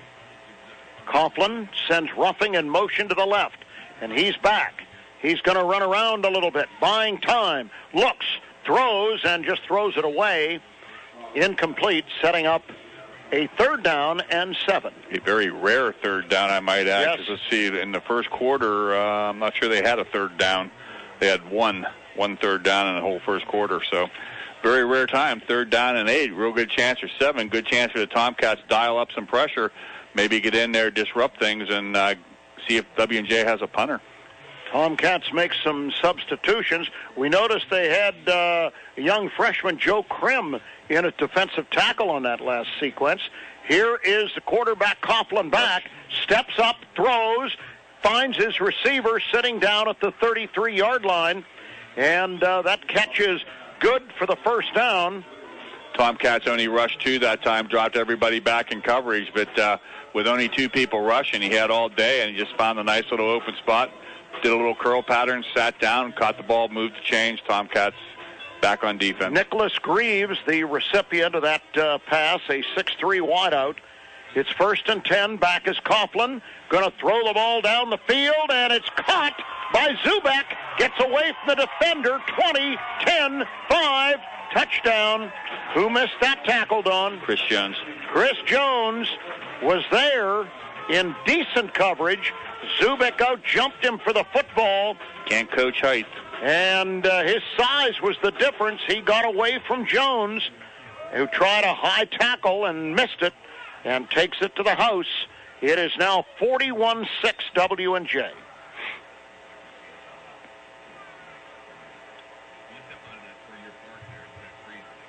And in to try the extra point is Blake Davis out of Katanning High School.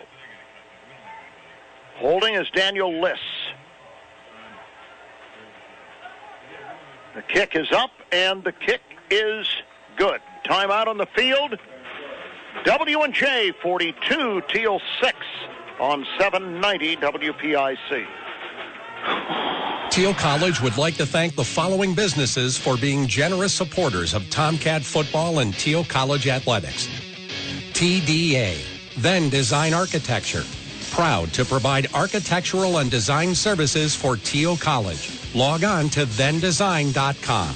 Eckley's TV and Appliance Center, located at 672 Mercer Road in Greenville. Call 724-588-7690 or log on to eckleysappliance.com. For more details about Thiel College, log on to thiel.edu. I'm RJ Molson, defensive line coach. You're listening to Thiel Tomcat football on News Talk 790 WPIC.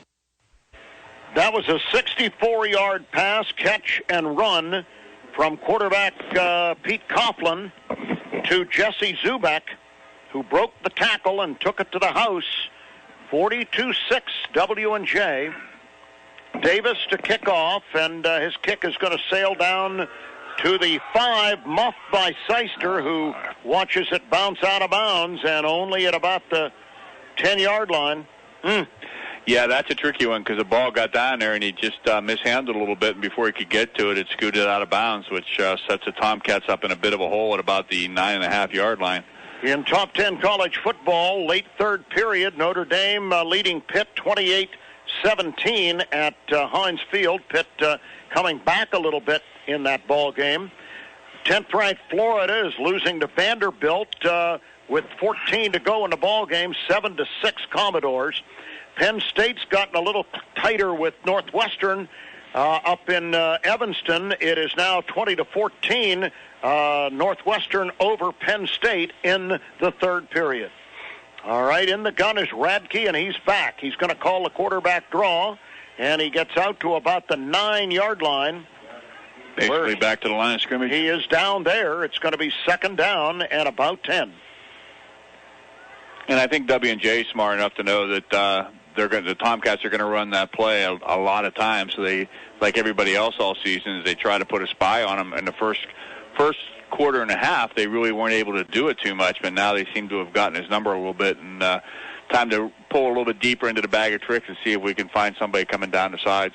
Brendan Reddy, a sophomore linebacker, made that play, staying home for W&J. 2nd and 10, Radke in the gun. Straight back. Gonna scramble. Gotta get rid of it. Throws off the back foot. Ronnie Howard leaps. And was that picked off? My goodness. That was picked off. I don't think so. Was it or No, was it not? Anthony Totino, he thought he had it. Yeah. The bench was jumping up and down. We couldn't tell. Too many players around it.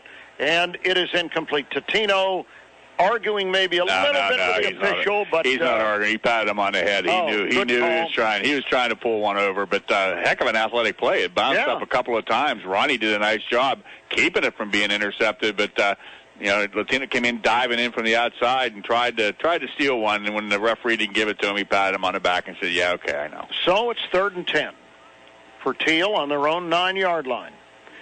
Rolling right is Radke. Radke's going to look, going to throw in a run. He's got Horvitis. Nice job. Up across the 35 to about the 39 or 40. We'll call it the 40-yard line. Now we got a flag. Holding on the Tomcat. Oh, my heavens. They're going to bring this back. Great leaping catch by Alex Horvitis is all for naught. Wow. Kurt Reiser just folds his arms over there. What are you going to do? You know, when you're undersized like this and you're playing against people who have a tremendous athletic ability, there is that tendency to compensate. And I think what you're seeing is the Tomcats are trying desperately to make a play, and they want to be the guy who helps. And sometimes, especially when you have a quarterback as active as Ryan Radke is, it's sometimes, you know, when you have those old quarterbacks that just stand in the pocket, it's easy to block for them. But you got a guy moving around all the time. That means the defenders are moving around, and it's real easy just to reach out and grab a jersey. Well, the penalty for holding takes it back to the 4, and the snap is over Radke's head and out of the end zone. Oh, my goodness. Rayshon Nevin's snap went clear over Radke's head. He didn't have a chance to get it, and it bounced out of the end zone. So insult to injury results in a safety. We are finding unique and creative ways to give up points. Well, it's 44-6 now. But, you know, let me reiterate, W&J doesn't need our help. No, and we're being rather gratuitous today. We are being generous. We are, you know, it's a Lutheran thing. 44-6 W&J. And we have 7:40 remaining until halftime.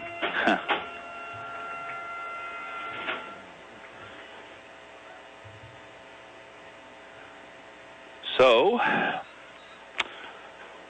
now the Tomcats have to kick off or punt from their own 20-yard line. So I guess this is a play you'd practice, Hugh, right? I mean, you'd probably practice it sometime. But so now we're gonna. I never understood why you punt. I mean, why wouldn't you just kick off? Well, it's a free kick. Well, it's a free kick, but what's the difference? I mean, well. You know, I guess you punt it so you can get higher up in the air. I think. I mean, I wondered about this. I wondered about this since I was a kid, but it must be either that or it's just one of those things nobody wants to do anything different. You know, can you try an onside kick on a? I suppose you can, but not if you're punting. Well, Dylan Squires is going to get the kick away in the vicinity of the 20-yard line. It's one of those things I think about when I think about other things. Punt, and that's going to drive Daniel Liss back to the 28. He's at the 30, the 35, the 40. And correction, that was not Liss, that was Luke Merhart, the junior out of Gibsonia, PA, and Pine Richland High School, and he gets across the 50-yard line and out to about the 48-yard line of Thiel. So W&J gets the 2 points, and now they get, after the return of the free kick, into Thiel territory at the 48-yard line.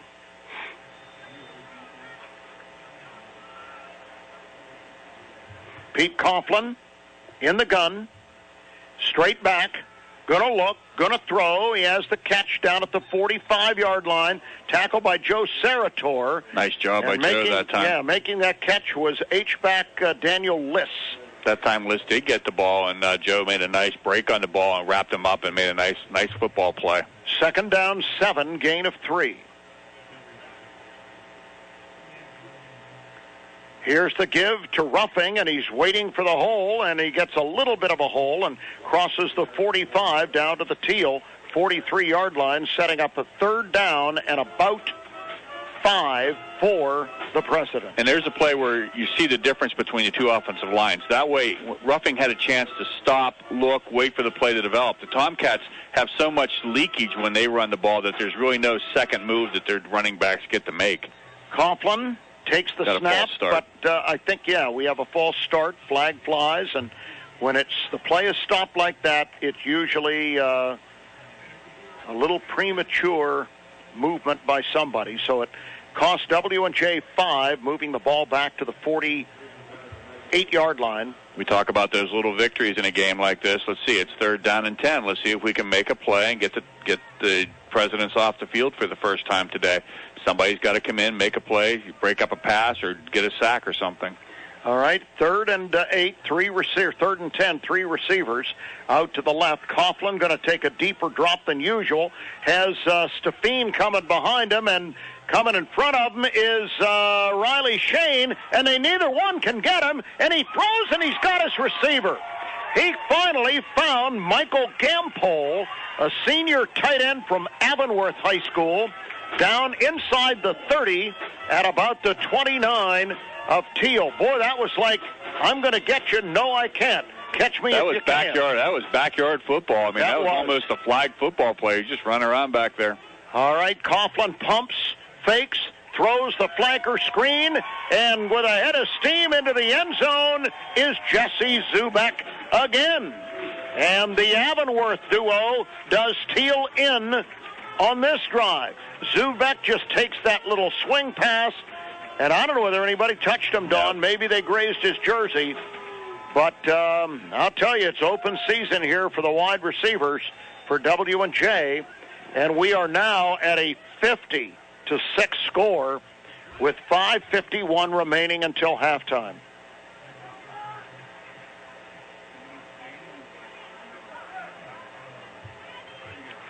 All right. Blake Davis. Kick is up. Kick is good. Timeout on the field. W&J 51, Thiel 6 on 790 WPIC.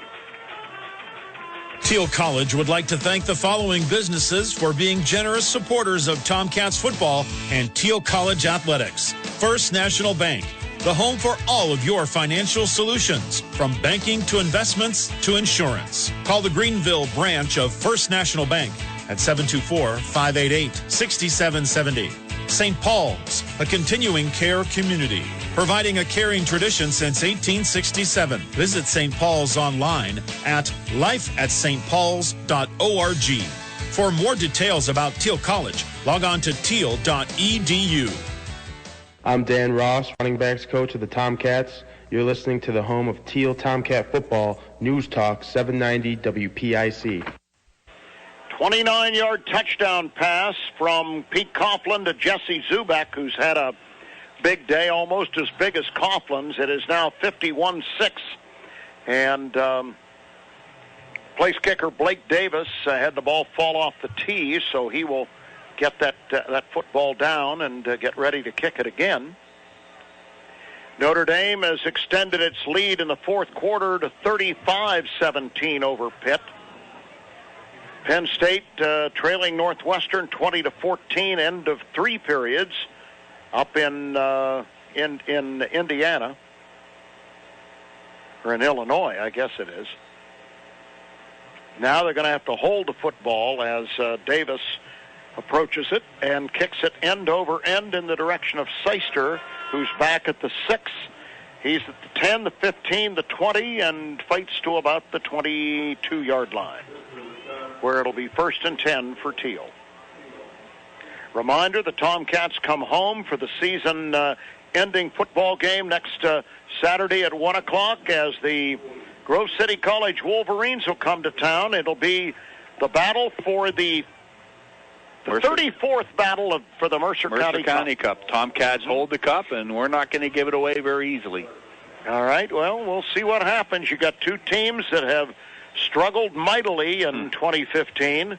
Thiel's won one game. W&J, or Grove City, is still looking for its initial triumph. Yeah, they've lost about 22 in a row. Yeah, I think they have. All right, Radke is in the gun and rolls left. He's going to get away from some pressure and kind of pitches the ball forward to Cody Dinger, who makes the little catch of the pitch forward pass and gets some yardage across the 25 up to about the 28-yard line. Little shovel pass, and you don't usually see the shovel pass at the sideline like that. That's usually a thing you do right up the middle, but nice improvisation by Ryan Radke, who is a very creative quarterback for the Tomcats, and he's had to be over the last couple of seasons, but he is a bright spot for the Cats, and like to see him become the all-time rushing leader for quarterbacks here. All right, Radke going to call the quarterback draw, and he's not going to go very far there. He gets to the 30 and maybe the 31 for a couple of yards, but he's only about a yard and a half shy of the first down They're actually going to put it down at the 30. We'll call it 3rd and 2. We notice that W&J has its bullpen warming down below. As warming up is a backup quarterback, and it looks like they're getting Alex Rouse ready. Yeah, there's not much drop-off between those two. We remember him from last year. Yes, we do. He's getting that right arm loosened up. He may not need it with the kind of a margin he'll inherit. He almost ought to just hand it off and kind of take it easy. All right, 3rd and 2 for Thiel at the 35. And here is Radke on a play action, going to roll, going to throw, and the ball's caught. Was that Horvititz? Yes, it is. Alex Horvititz catches and sits down at the 41-yard line. It's first and 10. Move the chains. Move the chains. When you need to move the chains, you look for Alex Horvititz. Clock runs to the 4:20 mark of the second period. Remind everybody to stay tuned at halftime. We do have a very special guest today that I'm going to try to interview and stay out of his way, but I think you'll enjoy it. It's going to be fun. Well, don't use that very word too loosely. Come on. All right, here's the roll by Radke. Radke is going to stop. He's going to throw down the field for Howard, and he's got it at the 30. Ronnie Howard stayed with it and is run out of bounds there by O'Shea Anderson. And once again, Ryan Radke driven into the bench. Once again, you have a penalty. Yeah, but I think... Is this going to be on W&J? Ryan Radke gets up laughing and smiling. I think you're going to get I think it's on Thiel. But you're also have a late hit out of bounds here. Okay. Well, I see Rayshawn Nevins is quite upset, the Thiel starting center. He's walking back down the field. Maybe the first penalty's on him.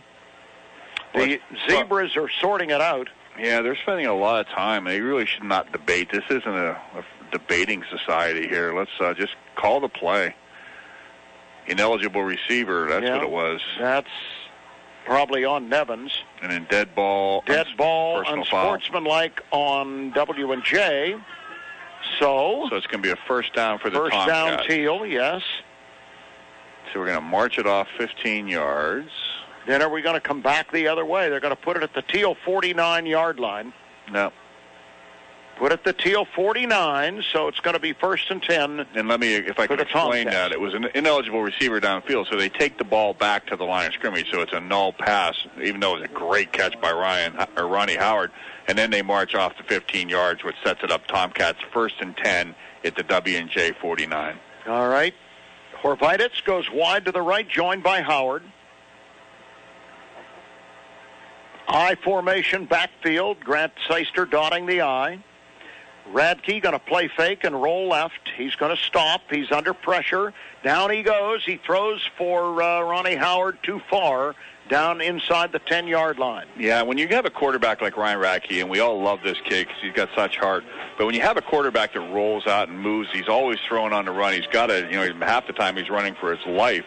But to make that long throw downfield is a very, very difficult thing to do. The fact that he even gets it close isn't a testament to his ability, because you really need to set your feet and put a good football move on it there. And when you're running like that with him, it's hard to throw it like that. And that's why you see every once in a while when these long passes, they're just a little bit overthrown. Radke in the gun now on 2nd and 10. He's going to call his own number, and he's going to keep it up, and he's going to get yardage, 40, 35, and out of bounds over on the far side. He has a first down for Thiel. The 34. He has got to drive defensive coordinators crazy, because how do you scheme for that? Well, you got to surround him, and some teams have. The way you scheme for it is what you're seeing happening with W&J. Every time he has you get a chance, you hit him, and eventually you're going to wear him down, and that's what the Presidents are doing today. He gets hit on every play, and you just hope eventually, if you're a defensive team, that he wears out. But this kid is just unbelievably quick. Ball's on the 34-yard line. And flags fly, false start. Yeah. Tomcats brought their tight end in motion that time, and when Zinmeister started to move, the tackle flinched. You got kids playing out of position on the offensive line. Like I said, that's a fraternity, pardon the pun used in a college football game, but it really is a fraternity where you really have to know each other and play with each other for a long time to get good at it. And Tomcats just haven't had that luxury over the season to have everybody out there. So the ball's moved back to the 39 of W&J. Doesn't hurt to have 5 guys who are 6'8" and 320 either. No, that's true. In the gun is Radke with 4 wides in the ball game. Long count, takes the snap, straight back, lots of pressure, going to release. Seister could not catch the ball and almost deflected right to a defender, but he wasn't looking at the football at the 35-yard line. The defender was looking for the Sports Center highlight crushing blow, and the ball went right by his head. If he'd have looked up, it'd have been an easy pick. So it's 3rd and 15 now for Thiel on the W&J, or 2nd down, rather, and 15 for Thiel on the W&J 39. Like I said, if we could keep the W&J offense out of the equation, this has been a kind of an entertaining game for the Tomcat offense. Howard and Horvititz are the wide receivers. Under center, Radke straight back. And he gives the ball straight ahead. Yeah, Seister, nice fake. And Seister, carried that out very well. Now we have another flag. Yeah, a little chippy out there. Geez, I can't imagine that in the W&J game. But Coach Sirianni is not at all happy. Let's see who this is on. I'm betting W&J because Coach just threw his headphones about halfway down the field, which could be an indication why their team is so aggressive. He's just beside himself right now. Look at that. He's just got his arms folded. That is, you know what? If I'm him, I'm taking these guys down to Waynesburg and make them run those bleachers in the morning. Well, these bleachers are a bit of a challenge. Yeah, they're a bit of a challenge. You know, I had a hard time finding the press box. Make them run the hill up to the campus and back. That'd get them. I asked a couple of the baseball players, how do you get into the press box? And they said, well, it's up there. And they pointed up to the top of the press box. Well, thank you. Thank you for that information. Please don't get a job with Rand McNally when you graduate. The Tomcats are driving. The ball's moved down. Yeah, they're getting a lot of help from the Zebras here, as they should. The ball's at the 21 of W&J, and it's a Thiel first down. It's got to be about 500 yards and penalties in this game. Radke in the shotgun is back. The middle opens up, but he throws to the end zone. Horvititz, and he made the catch in the end zone for a touchdown. How about that? Alex Horvititz, who, as we said, through all of the difficulties that this young team has had, that young man has stayed the course and has played very solid wide receiver football. And you see that is a touchdown catch 24 yards. 24 yards. And you see what happened there, Hughes, is he stayed in the pocket that time. He had a chance to have his feet set. He got the follow through like he normally did, and he put that ball right on the mark. And now what are we going to have instant replay or what, guys? I don't know, but there is a timeout on the field, and we'll take a time on 790 WPIC. If they're going to go for 2. Thiel College would like to thank the following businesses for being generous supporters of Tomcats football and Thiel College athletics. The Greens of Greenville. Log on to greensofgreenville.com. And Ilsko Extrusions Incorporated, one of the industry's most efficient aluminum extrusion mills for more than 60 years, and proud to support Thiel College. Log on to IlskoExtrusions.com for more information. Thiel College is proud to include these fine local businesses among its list of partners. For more details about Thiel College, log on to thiel.edu. I'm Matt Arshenkoff, Special Teams Coordinator and Defensive Backs Coach. Follow the Thiel Tomcats right here on News Talk 790 WPIC. Hugh Ringer and Don Achenbaugh, 1:52 remaining until halftime. A touchdown pass from Ryan Radke to Alex Horvititz of 24 yards has cut into the W&J lead a little bit. It is now 51-12, Presidents. I sense comeback. Tomcats are going for 2. Don didn't even have a smile on his face when he said that. Hey, you know, guys, you've been listening to me for 8 years. If you don't know my feelings on this by now, you haven't been paying attention. Radke is going to be in the gun here with Seister beside him, and 4 wides are in the contest, so the Cats are going to try to get 2 more here. Rolling motions left to right in the formation. Long count by Radke. Radke has it. Gets a block from Seister. And did he get into the end zone? He tippy-toed inside the pylon. Nice block by Seister. Great job. On the corner, and Radke gets into the end zone for 2. Timeout on the field. W&J 51, Thiel 14 on 790 WPIC. This is John Herrickle. Nice job. High school marching band members assemble. Thiel College is hosting its High School Marching Band Day on Saturday, November 14th. Whether you play an instrument, are a member of the color guard, or a twirler, this is the perfect opportunity for you to experience the Thiel College Tomcat marching pride firsthand. Practice with the band in the morning and then perform during the halftime of the football game. For more information, call 1-800-24-TEAL or teal.edu. That's THIEL.edu. This is John Herrickle, defensive coordinator. You're listening to the home of Thiel College Tomcat football. News Talk 790 WPIC. So the 24-yard touchdown pass to Alex Horvititz from Ryan Radke, and the Radke scamper to the right side to the pylon has gotten the Tomcats back in it a little bit here at 51-14. And the low kickoff is going to be taken by one of the up men, and falling on that football is Brendan Reddy, a sophomore linebacker out of Penn Trafford for the Presidents, and they'll get it 1st and 10, and they're going to put the football down at about the 34-yard line. New quarterback for the Presidents, probably a whole bunch of other new people, although I see Ruffing still in there, see the wide receivers are all still in there. The offensive line is blocking the Suns, so they're all still in there. All right, your new quarterback is Alex Rouse out of Beaver High School. He hands it off to Ruffing, and Ruffing is across the 40 up to about the 43. Yeah. Gets 9, 2nd and 1. I think you ought to get used to that, because I think we're going to see a lot of that in the second half with a minute and a half left in the first half. All right, Rouse is going to roll, trying to get away from a Tomcat. Intercepted. Nice job. It's picked off by Duke Walker Jr. out of Canton, McKinley, Ohio. Oh, come on, Doak. Get back at in the huddle 47. Now, come on. Don't be Doak, you're losing big, buddy. Yeah, so let's not get cocky we don't there. need any lording over anybody here. Yeah, now's not the time to prim. I'll tell you what, though, he dropped back into coverage, did a nice job, and that was a really athletic interception. Had to reach up way over his head, and folks, I know it sounds easy, but when you got all those pads and stuff on, that's not an easy thing to do, and kudos to Doak Walker Jr. See if the Tomcats can cut into this lead and make this thing a little more interesting. They have a minute 26 until halftime. Ryan Radke is back out on the field in the gun, and he's going to drop back, and he's going to throw it out here to Seister at the 50, and he gets more yardage into W&J territory at about the 46-yard line, and a President is a little bit slow to get up. Mm-hmm. In fact, he's not going to get up. What he did was he tried to do an arm tackle on Grant, and Grant had a head of steam up there, and he probably just maybe hyperextended something.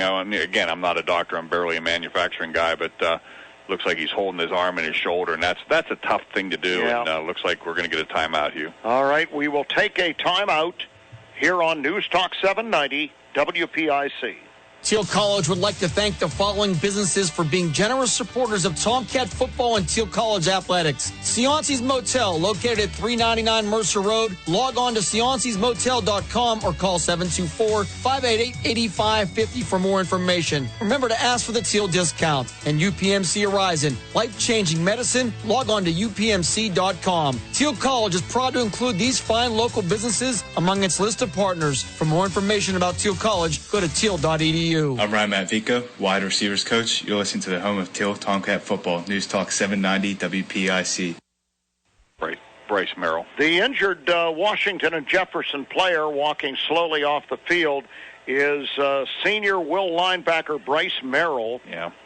Out of New Stanton, Pennsylvania. Gee, he must live on the Turnpike. No, he goes to Hempfield High School, but he's down by the Turnpike. But he's coming over, and I think he's going to be okay. Yeah, he's flexing that shoulder. He's probably just got a little bit of a hyperextended, and his day was probably just about over anyway, so he'll go get some ice on that and feel a lot better in the morning. 2nd down 2 for Thiel at the 46 of W&J.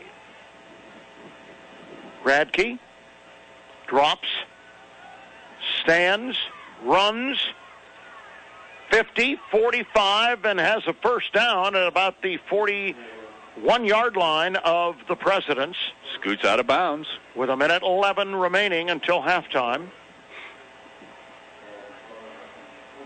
Tomcat offense has really played reasonably well in the second quarter. I mean, they're making some play. I mean, it's all Ryan Radke and then some occasionally receiving yards, but nice job. All right, Radke back in the gun, has time, rolls left, stops. Oh, he got hit, and the ball popped loose, but Ronnie Howard picked it up.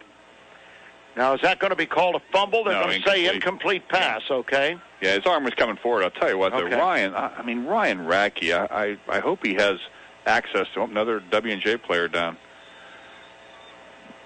My goodness gracious, here. This is like our sixth injury timeout. Yeah, we've had more injury timeouts in this half than we've had all season. I think there's on the two training staffs are going to ask for overtime today. I mean, they're out there again. They're getting tired running out there. We have 1:04 remaining until halftime. What time is this? Got to be like 4 o'clock in the afternoon, right? It would seem, geez, it's 3 o'clock right now. We've played an hour and a half. It has been an interminable first half. Things are getting very interminable at Heinz Field, too, for the Pitt Panthers, because with 5:47 left, Notre Dame is putting it to Pitt 41-17. I think. Bring on basketball. I think it's about basketball season at Pitt, and I think that Coach Narduzzi's rapidly improving defense is a mirage because they're getting pasted by Notre Dame today. Yeah, but Notre Dame's an above-average football team. They're a legitimate Final Four team if you listen to the analysts. And Penn State in the fourth quarter with 11.5 minutes left has now taken the lead on Northwestern by a score of 21-20. Stanford, number 11 in the country, leading the Colorado Buffalo 35-10. And, Florida's still in a struggle in the fourth period with Vanderbilt with 5.5 left. Vandy leads the Gators 7-6.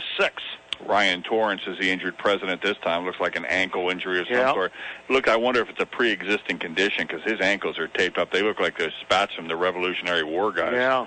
Yeah. He looks like he's got more tape on there than... He's not too pleased, you can tell that. The Johnson & Johnson people are real happy. He's not a happy camper. So I'm betting he's had that injury before and he was hoping to come back. And these guys are competitors. They want to play. And that's why even when you put in the second and third team and you wonder why they're doing the things they do, these guys work hard all week. They want to get their chance to play. Their parents are watching too. All right, Ryan Radke on 2nd and 10 at the 41 of W&J throws the pass, and Cody Dinger makes a nice little catch reaching down below the knee level to make the catch with a defender hanging all over him. And I think we got roughing the passer. Gets down to about the 36 for 5 yards. And you think that Radke was roughed?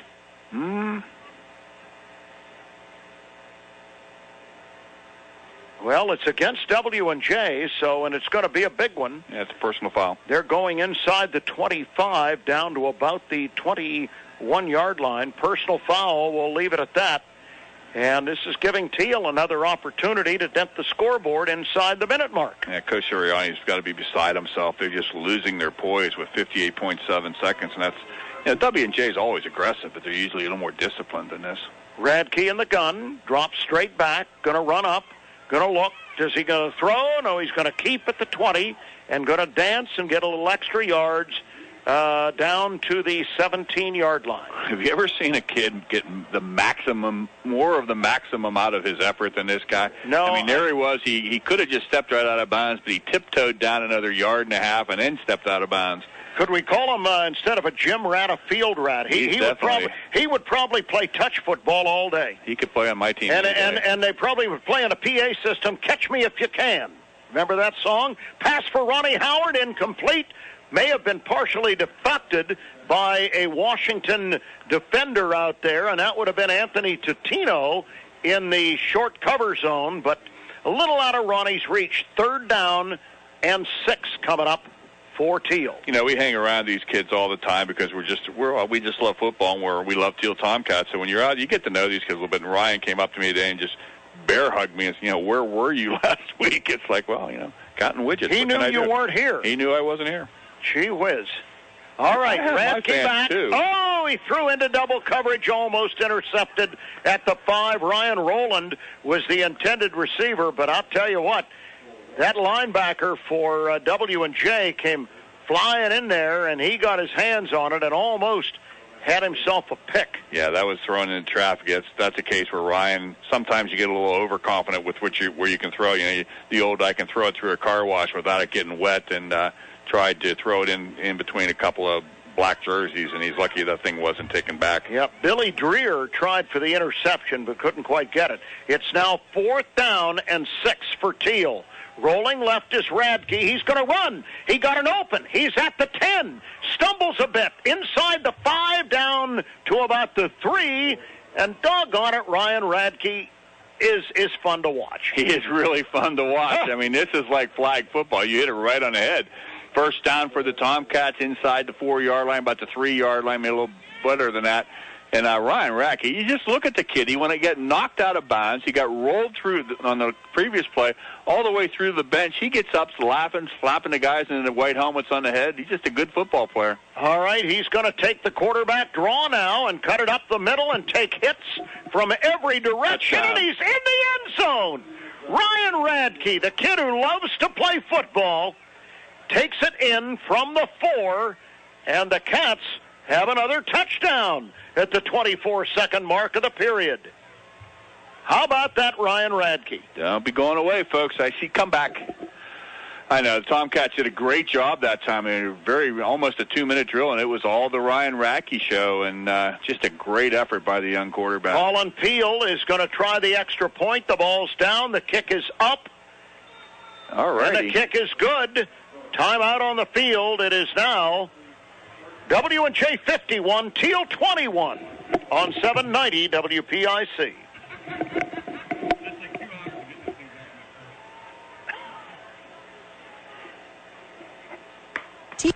Thiel College would like to thank the following businesses for being generous supporters of Tomcat football and Thiel College athletics. McElhaney Brothers, Inc., general contractors, providing premier residential and commercial remodeling in Grove City, Hermitage, and Greenville. Call 724-638-7056 to discuss custom renovations. The Thiel College Blue Gold Club, proudly supporting Thiel College athletic programs since 1990. Thiel College is proud to include these fine local businesses among its list of partners. For more detail about Thiel College, log on to thiel.edu. I'm Dan Ross, running backs coach of the Tomcats. You're listening to the home of Thiel Tomcat football, News Talk 790 WPIC. 3-yard touchdown run by Ryan Radke and Colin Thiel the extra point, and Thiel's going to pooch kick the ball. Boy, you couldn't do that again if you tried. A receiver try to pick it up at the 35, and whoop, the ball just bounced right over his coconut, and the guy right behind him picked it up and brought it out across the 45 to the 46. So with 19.2 ticks remaining until halftime, W&J will get another chance. And look at that, Dawn. They are sending Pete Coughlin back into the ball game. They take him up. Well, come on, Mike Sirianni. What are you doing? We're back to within 4 possessions. Well, let's go. That's right. He's getting a little worried. All right, here is Coughlin back. Has time. Throws down the middle to Liss. Caught it at the 35 and going to take it down to the 30-yard line. And by golly, don't leave your radio dial, folks, because the Presidents might score again here in this second period. Well, they've had the ball 7 times. They've scored 7 times. We gave them a safety. And now with 10 seconds left, see if we can keep out. They're going to call a timeout. Yeah, and we're going to keep it here.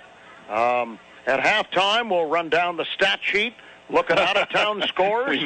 We may need, with this stat sheet, 51-21. Well, we may need a little more than halftime to get through the whole thing. We just might, and give you some scores and talk a little bit, and so stay tuned at halftime. Hugh Ringer and Don Achenbaugh, also known as Abbott and Costello, perhaps. Well, you know what? We're gonna get tested in the second half, but you know what? We love Thiel football, and we're going to keep it pleasant and happy no matter what happens. So the Presidents are coming back out on the field with 10 seconds remaining. They have the ball at the Thiel 30-yard line in a 51-21 30-point ball game in favor of W&J. Come on, Cats. Let's see if we can keep them out of the end zone for 10 seconds. Get some pressure.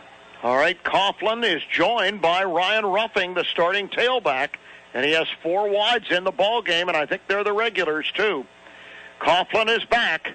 Coughlin is going to dance. He had some pressure from Stefan. He's going to run down to the 30. Was he across the line of scrimmage? The pass is incomplete down at the 3-yard line on a diving attempt by his big receiver, but Greaves could not pull that ball in, and apparently he was not over the line of scrimmage. He was real close. He was. The referee was right there. I don't know if he was looking down. It looks like another timeout. 1.8 seconds remaining. Now, come on, Coach, really? We can't give up a 30-yard touchdown pass here, can we? We're going to keep it here. I was going to say, don't say.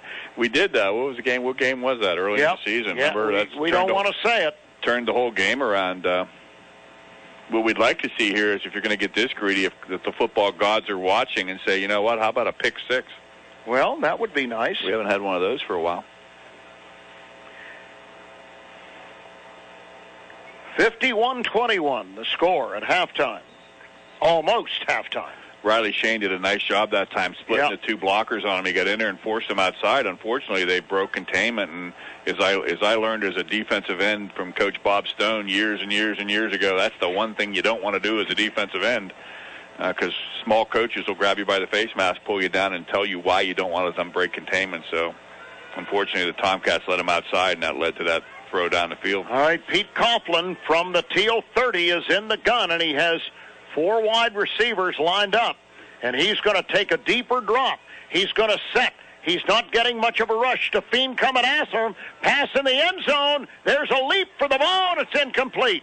The Cats were there to deflect it, but boy, that receiver for W&J almost got to the ball in the front part of the end zone on the deflection, and guess who that was? If Jesse Zubak hasn't made enough real estate here in this first half, he almost made another catch. Well, we're at halftime, folks. Stay tuned for the halftime show. After 2 periods, it's W&J 51, Thiel 21 on News Talk 790 WPIC. Thiel College would like to thank the following businesses for being generous supporters of Tomcat football and Thiel College athletics. TDA, Then Design Architecture, proud to provide architectural and design services for Thiel College. Log on to thendesign.com. Eckley's TV and Appliance Center, located at 672 Mercer Road in Greenville. Call 724-588-7690 or log on to eckley'sappliance.com. For more details about Thiel College, log on to thiel.edu. Thiel College would like to thank the following businesses for being generous supporters of Tomcat football and Thiel College athletics. Greenville Orthopedic Association and Doctors John Scullin and Stuart Anderson, specializing in the treatment of sports medicine, total joint surgery, and arthroscopic surgery. Call 800-245-8100 to make an appointment. And Greenville Moose Family Center, Lodge 276. Fun and fellowship for everyone. Log on to lodge276mooseunits.org. For more information, go to thiel.edu. Thiel College would like to thank the following businesses for being generous supporters of Tomcat football and Thiel College athletics. Sin Coach and Travel, proud to be the transportation provider for the Thiel Tomcats. Call 1-800-345-3435 or log on to goanderson.com. SCP Group, offering a wide selection of services including graphic design, offset and digital printing, wide format printing, mailing services, trade show materials, and digital marketing. Log on to scpgroup.net. For more details about Thiel College, log on to thiel.edu. Thiel College would like to thank the following businesses for being generous supporters of Tomcat football and Thiel College athletics. McElhaney Brothers, Inc., general contractors, providing premier residential and commercial remodeling in Grove City, Hermitage, and Greenville. Call 724-638-7056 to discuss custom renovations. The Thiel College Blue Gold Club, proudly supporting Thiel College athletic programs since 1990. Thiel College is proud to include these fine local businesses among its list of partners. For more detail about Thiel College, log on to thiel.edu. I'm RJ Molson, defensive line coach. You're listening to Thiel Tomcat football on News Talk 790 WPIC. Welcome back to Cameron Stadium, just off the campus of Washington and Jefferson College. Don Achenbaugh with Hugh Ringer. It is halftime of an interestingly entertaining game. The Tomcats are on the short end of a 51-21 score, but I tell you, the Tomcat offense has just been hustling and playing and working hard, and the defense is going to find themselves in the second half, so you guys don't want to go too far. We have an interesting halftime guest coming up in a few moments, and so we'll be back in a minute. You're listening to Tomcat Football on News Talk 790 WPIC. Thiel College would like to thank the following businesses for being generous supporters of Tomcat football and Thiel College athletics. AVI Fresh, the exclusive food service provider for Thiel College, and ComDoc and the DocuCenter at Thiel College. Thiel College is proud to partner with the Blue Gold Club, AVI Fresh, and ComDoc and the DocuCenter. Thiel College is proud to include these fine local businesses among its list of partners. For more detail about Thiel College, log on to thiel.edu. Thiel College would like to thank the following businesses for being generous supporters of Tomcats football and Thiel College athletics. First National Bank, the home for all of your financial solutions, from banking to investments to insurance. Call the Greenville branch of First National Bank at 724-588-6770. St. Paul's, a continuing care community, providing a caring tradition since 1867. Visit St. Paul's online at lifeatstpauls.org. For more details about Thiel College, log on to thiel.edu. Thiel College would like to thank the following businesses for being generous supporters of Tomcats football and Thiel College athletics. The Greens of Greenville. Log on to greensofgreenville.com. And Ilsko Extrusions Incorporated, one of the industry's most efficient aluminum extrusion mills for more than 60 years, and proud to support Thiel College. Log on to ilskoextrusions.com for more information. Thiel College is proud to include these fine local businesses among its list of partners. For more details about Thiel College, log on to thiel.edu. High school marching band members assemble. Thiel College is hosting its High School Marching Band Day on Saturday, November 14th. Whether you play an instrument, are a member of the color guard, or a twirler, this is the perfect opportunity for you to experience the Thiel College Tomcat marching pride firsthand. Practice with the band in the morning and then perform during the halftime of the football game. For more information, call 1-800-24-TEAL or teal.edu. That's THIEL.edu. I'm RJ Molson, defensive line coach. You're listening to Thiel Tomcat Football on News Talk 790 WPIC. Welcome back to Cameron Stadium, Washington Jefferson College. Thiel Tomcats playing Washington and Jefferson. Washington and Jefferson leads the Tomcats here at halftime, 51-21. Don Achenbaugh and Hugh Ringer here bringing you the action, and my halftime guest has just walked in the door. Let him put the headphones on here, and we'll get started here. It is my great pleasure to, we do interviews all the time, folks. When we're back home, we do them live with somebody from the Thiel community. Then when we're on the road, we like to do some taped interviews and with some of the new assistant coaches. So you've heard them through the season, but this week we didn't really have time to do that because Dawn was spending an awful lot of time working this week, and Hugh's got other things going on that we're going to talk about. So we were on the ride down today. We said, what can we do that would kind of make this entertaining for our fans? And I said, you know what? We have a guy in our booth who is a Mercer County institution, and we really have never interviewed him. So right now we are going to interview the voice of the Thiel Tomcats, Mr. Hugh Ringer. So, Hugh, welcome to the halftime show. Well, thanks, Don. And you talk about the shoe being on the other foot. Now you're going to get to see what it's like and how you do this to other people. So sit back and relax, folks. This could get entertaining. I figure I just have to ask maybe one, maybe two questions, and Hugh will take it over. But, Hugh, I think a lot of the fans would know they've heard your voice for it's remarkable and so distinctive. Everybody knows it. We found out today that even the people at W&J love to listen to our broadcast, and it's all because of Hugh Ringer. Hugh, tell us how you got started in broadcasting. It's a fascinating story. Well, I go way back to the early to mid-1960s, Don, when I'd be playing ball in the backyard with my friends in the neighborhood, playing baseball, and I would throw ground balls and fly balls to them. Yep. And back in the day, I was a big, and always have been a big Pittsburgh Pirate fan. We won't hold that against I know you won't. And I like Jimmy Dudley in Cleveland, I understand. too. Yeah, I got but my idol was the gunner Bob Prince. Good one who, to have. as you may know, in his during his broadcast career, he had a bit of a problem with the one side of his mouth. I think a little paralysis, and he kind of talked out of one side of his mouth. And I would copy him. I idolized him so to the point where I talked out of one side of my mouth, and when I was throwing fly balls and ground balls to my friends, I would actually do a play-by-play. There's a bouncer to short. Dick Grote has it. The throw to Dick Stewart is in time, and the Buccos get out of the inning. You know, that kind of. Then if I'd throw a ball that would land on the roof, I would say, it's back, and you can kiss it goodbye. So I would do that in the neighborhood, and the president of the Mercer Little League stopped one day. He had heard that I did this in the yard, and he asked my parents for their permission, and, of course, they gave it.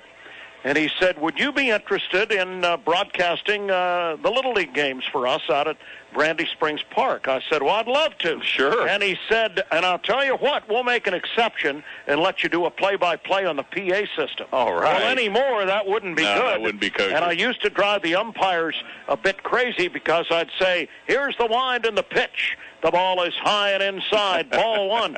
And the umpire turn around and say, I called that a strike. I'd say, that was a little bit high and inside, folks. No, not quite. But let's not let the facts get in the way of a good story. But anyway, that's where it started. Then when I got into high school, I wasn't good enough to play basketball. We had an undefeated state championship. Yeah, that wasn't my your normal high school basketball. Yeah, team. I was outclassed there. But the coach who became my idol, John Dale Swagger, made me his stat man and public relations guy. And most of the games were on this station, WPIC back then. The pick of the valley, yes, right? Pick of the dial. Top rate since 38. There you go. And they heard my voice, and they wanted me to come on and read the statistics at halftime.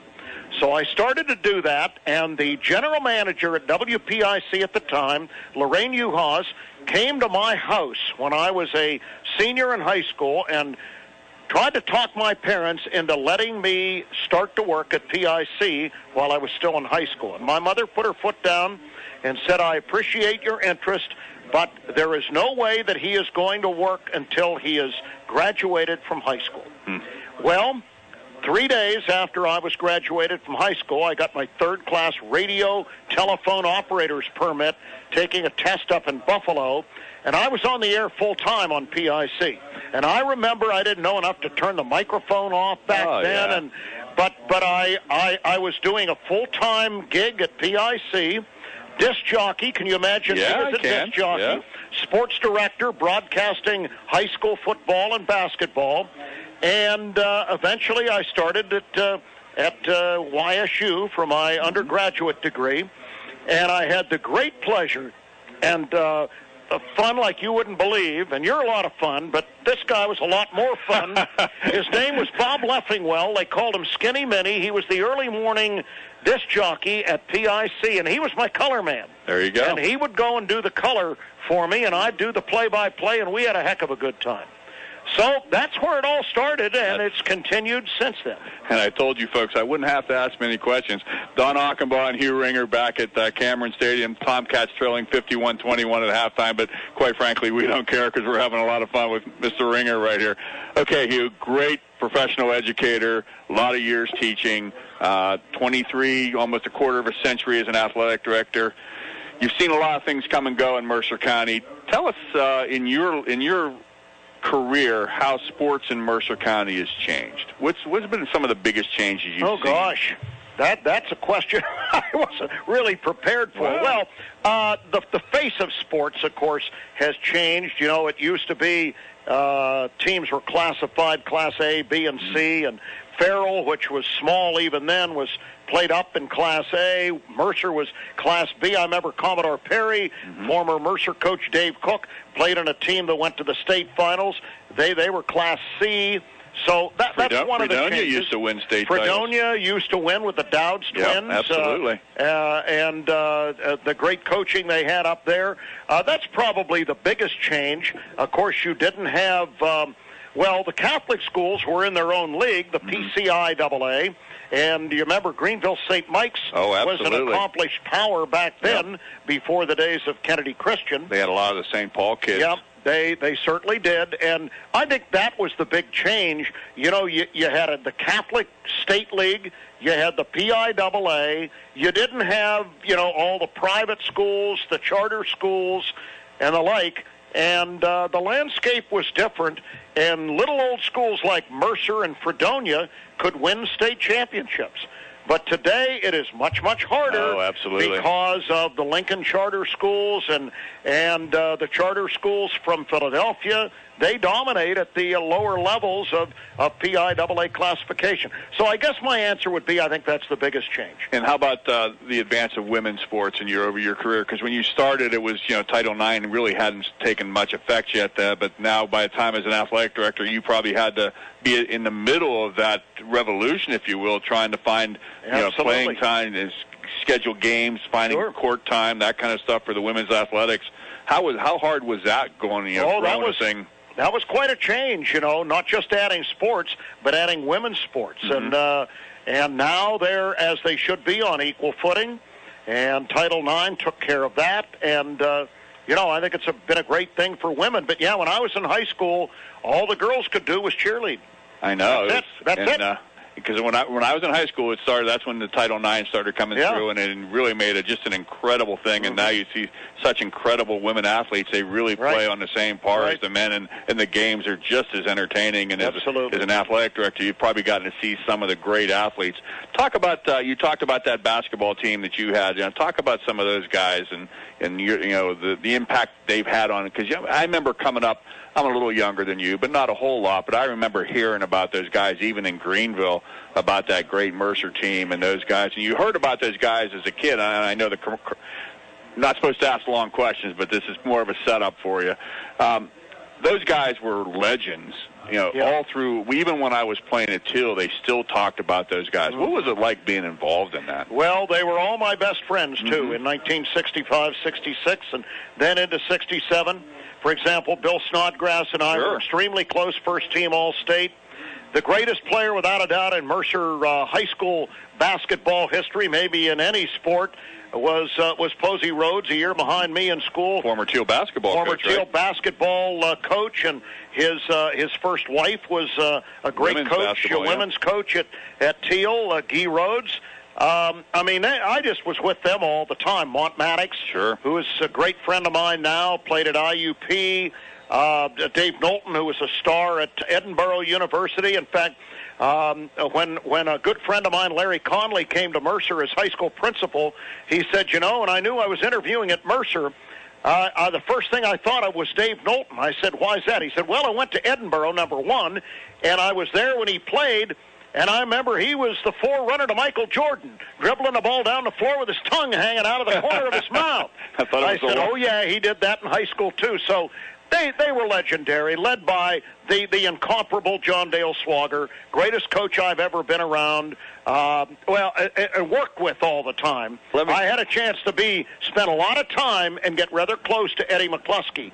And I'm blessed to have been around those two great coaches. Let me give you a real short question then. Why? Why is he the greatest coach? What was special about him? He was organized. He was intense. He could get players to run through a brick wall for him. That's what we said back then. In fact, he would say to Posey or Snodgrass, I want you to do this or I want you to do that, and they'd look at him and say, hey, Coach, how fast? In other words, they were going to do it. And the greatest motivator I have ever been around, and maybe I'm, in a sense, the crazy guy that I am because of the influence of John Dale Swagger. Well, we're happy you are, and good. Thank you, Coach Swagger. Don Achenbach, Hugh Ringer. It's halftime at Cameron Stadium at Washington Jefferson College. Tomcats are trailing 51-21.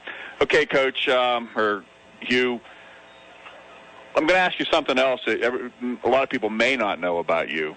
And tell me a little bit about what forensics is. Well, I'm thinking it's not the CSI forensics that everybody knows. It is not undertaken. But it is a passion of yours, isn't it? It is a definite passion, or I wouldn't have been starting now my 45th year coaching forensics in high school. It is the art of public speaking, competitive public speaking. We do not do debate at Mercer. We do individual events, which would be humorous interp, dramatic interp, duo interp, prose and poetry, original oratory, extemporaneous speaking. And I am kidded and sometimes reprimanded or chided by my colleagues from other schools. They say, Ringer, you coach this team like it's a sports team. Well, I said, that's my background, and my kids know that I post depth charts. I give pep talks before tournaments. We chew them out if they're not working hard enough. And that scouting reports, we do the whole thing. How many kids involved usually? Well, on a regular average year. We average 25 to 35. So that's right 25 now we have 35. young people. Yeah. And it's very special. I love it. Tell us about some of the events, though. How do they participate? When you say competition, what do you mean by that? Well, I'd need 20 more minutes to do that. Well, then we'll save that for next time. I'll give you a sports analogy. Many of our listeners have, I'm sure, been to track and field invitationals. Okay. 25 schools coming. You run heats. Then you cut down to the top 6 or 5 for finals, give awards to the winners. That's the way forensics tournaments are run. That's about the simplest I can tell you, and you have to be very well prepared. And that works for me. We're coming down to the end of halftime, Hugh. I want to thank you for taking some time and reminiscing with us a little bit. We got about a minute and a half left here for halftime, so we're not going to get to the stats. We'll get to those after the game. We have to, but it's been a pleasure talking to you. I've loved all these stories on the long drives that we've had, especially the ones coming back from games that didn't turn out quite they were. So thanks for humoring me a little bit, Hugh. And Don, I'm glad you came up with this idea. And folks, it wasn't my idea. No. This was Hawkenbaugh's idea. I get them every once in a while. I think it was kind of a breath of fresh air for me and for you. There you and go. And hopefully for our listeners. News Talk 790 WPIC. You're listening to Tomcat Football. We're going to be back after this 30-second break. Thiel College would like to thank the following businesses for being generous supporters of Tomcat football and Thiel College athletics. Sionci's Motel, located at 399 Mercer Road. Log on to sioncysmotel.com or call 724-588-8550 for more information. Remember to ask for the Thiel discount. And UPMC Horizon, life-changing medicine. Log on to upmc.com. Thiel College is proud to include these fine local businesses among its list of partners. For more information about Thiel College, go to thiel.edu. I'm Ryan Matvica, wide receivers coach. You're listening to the home of Thiel Tomcat Football, News Talk 790 WPIC. Hugh Ringer and Don Hawkenbaugh back at Cameron Stadium in Washington, PA. The players are lining up out on the field. We're ready for the start of the third quarter. 51-21 in favor of W&J, and the Presidents, who got the ball to open the game, will kick off to the Cats, who deferred until the second half. All right, here is the kickoff, and it's going to go down to Grant Seister at the 6-yard line. He's at the 10, the 15, the 20, a bit of an opening that closes across the 25 at the 27-yard line. So he takes the opening kickoff of the second half by Blake Davis, who has been doing most of the kicking today in the extra point kickoff and field goal department for W&J. And the Cats have it on their own 27-yard line, Don Hawkenbaugh, 1st and 10. Tomcats coming out again here real quickly. We didn't get a chance to get to him, but I'm going to give you a little bit. Ryan Rackey, 122 yards rushing, 145 yards passing, 267 yards total offense for the youngster, and what a great first half he's had. He certainly has. And he is out there at the controls once again, and the Cats are a lineman short. Yeah. Mario Fajoli comes running out, and they're going to take a timeout. And, Dawn, we're going to keep it here since it's an early timeout. Any other stats you want to run down? And then I've got some amazing scores. Well, the big thing is we talked about the penalties. Tomcats penalized 6 times for 40 yards. W&J 5 times for 65, and that's got to drive people crazy.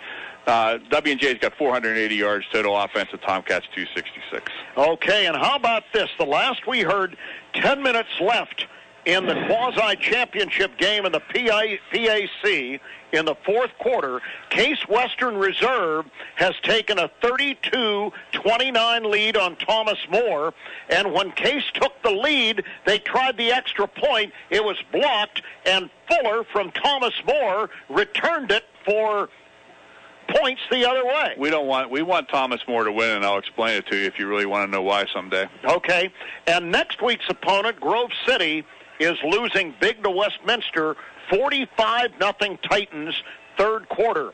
And how about Carnegie Mellon, who put it to us last week? They destroyed the University of Chicago today, 52-7. How about that? They're peaking at the wrong time for them. Yes, they are. They won't make the playoffs. All right, 1st and 10, give to Seister. And look at Grant. He's shown a little bit of attitude there across the 30 to the 31-yard line, and he has 4 solid yards on the play. By the way, one other thing about that Thomas More Case Western game. Thomas More is playing this football game without their starting quarterback and without their starting running back. I assume they're hurt. Let me explain why I say that about Thomas More. I'm not a big Thomas More fan, obviously, but whenever people give me a hard time about Thiel football, I always remind them in the last 30 years, only 4 schools have ever won a PAC title, and my alma mater is one of them. Okay. And if Case Western wins, that means there'll be 5. It's kind of diluted, so we don't want them to win. All right, 2nd and 6, give to Seister, and Grant lowers his head and gets a few more yards across the 30 up to about the 33-yard line. So that's going to set up 3rd down and a makeable 3 yards to go for the Thiel Tomcats on the opening drive of the second half. Boy, the Tomcats came out at halftime not looking like a team trailing by 30 points. Grant Seister on 2 runs has picked up about 7 yards, and he's been running with authority. And I think this is one of those cases he's been playing all day. Well, I think they're kind of wondering maybe if this is one of those guys that needs to carry the ball 15 or 20 times before he gets into his rhythm. Cats have 4 wides in the ball game on 3rd and 4. Here's Radke rolling right. He gets a couple blocks, throws on the run. He's got Alex Horvitis across the 50 at the 48 of W&J. And if you're just joining our broadcast, folks, the Cats, yes, are down by 30. But I'm going to tell you what, you got to love Alex Horvitis. This guy is bringing it as he has consistently all year. And Ryan Radke put the ball right between a 1 and a 4 and took another shot. This kid, you wonder how long this kid can stay in there, but he really is like a boxer, just taking body blow after body blow. Ronnie Howard and Cody Dinger down here to the left. Horvitis to the right. In the gun is Radke at midfield for a 1st and 10. He's going to roll to the left, cut it up the middle, run into traffic, get away. He is going to be thrown in his backfield, though, at the 47-yard line.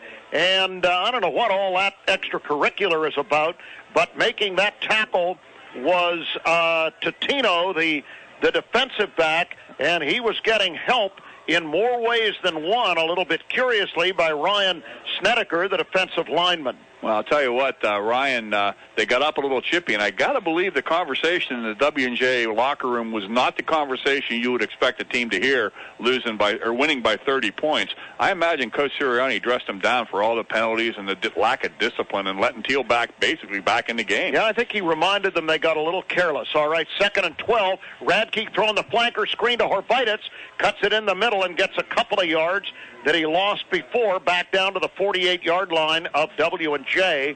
That's going to set up a 3rd down and a long 7 for Thiel. I don't study football like I used to because I used to be like you and just live it and broadcast the games in my backyard too, but I just don't understand that play at any level. And they run it at every level. They run it in high school, they run it in college, they run it in the pros, and I don't know why you want to bring a skinny wide receiver back in where the big fat guys are that can crush them, and they get crushed every time.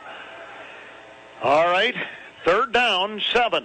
In the gun, Radke sends Roland motioning right to left. He is back. He looks. He waits. He runs. He stops. He throws, and it's deflected. And he had Horvitis open, who would have caught the ball a yard short and run for the 1st down. But doggone it, they're going to have to send Dylan Squires on the field to punt the football away. And that's the case where Ryan was out and about, not looking back a little bit, and he thought he had an open lane to throw it, and the kid was the linebacker from W&J just jumped up out of nowhere and knocked the ball down and really stalled the Tomcat drive. Luke Murhott and Daniel Liss are deep to return this punt from Dylan Squires, who gets it away at his own 42, and it's going to come down to Liss at the 16, and the Cats have pretty good coverage up and around the 22-yard line, and he goes down there where W&J will have it 1st and 10. Okay, we'll see if the Tomcat defense did any adjustments. W&J had the ball 8 times in the first half, scored touchdowns on 7, and they probably would have scored in the 8th if it hadn't been for the halftime ending,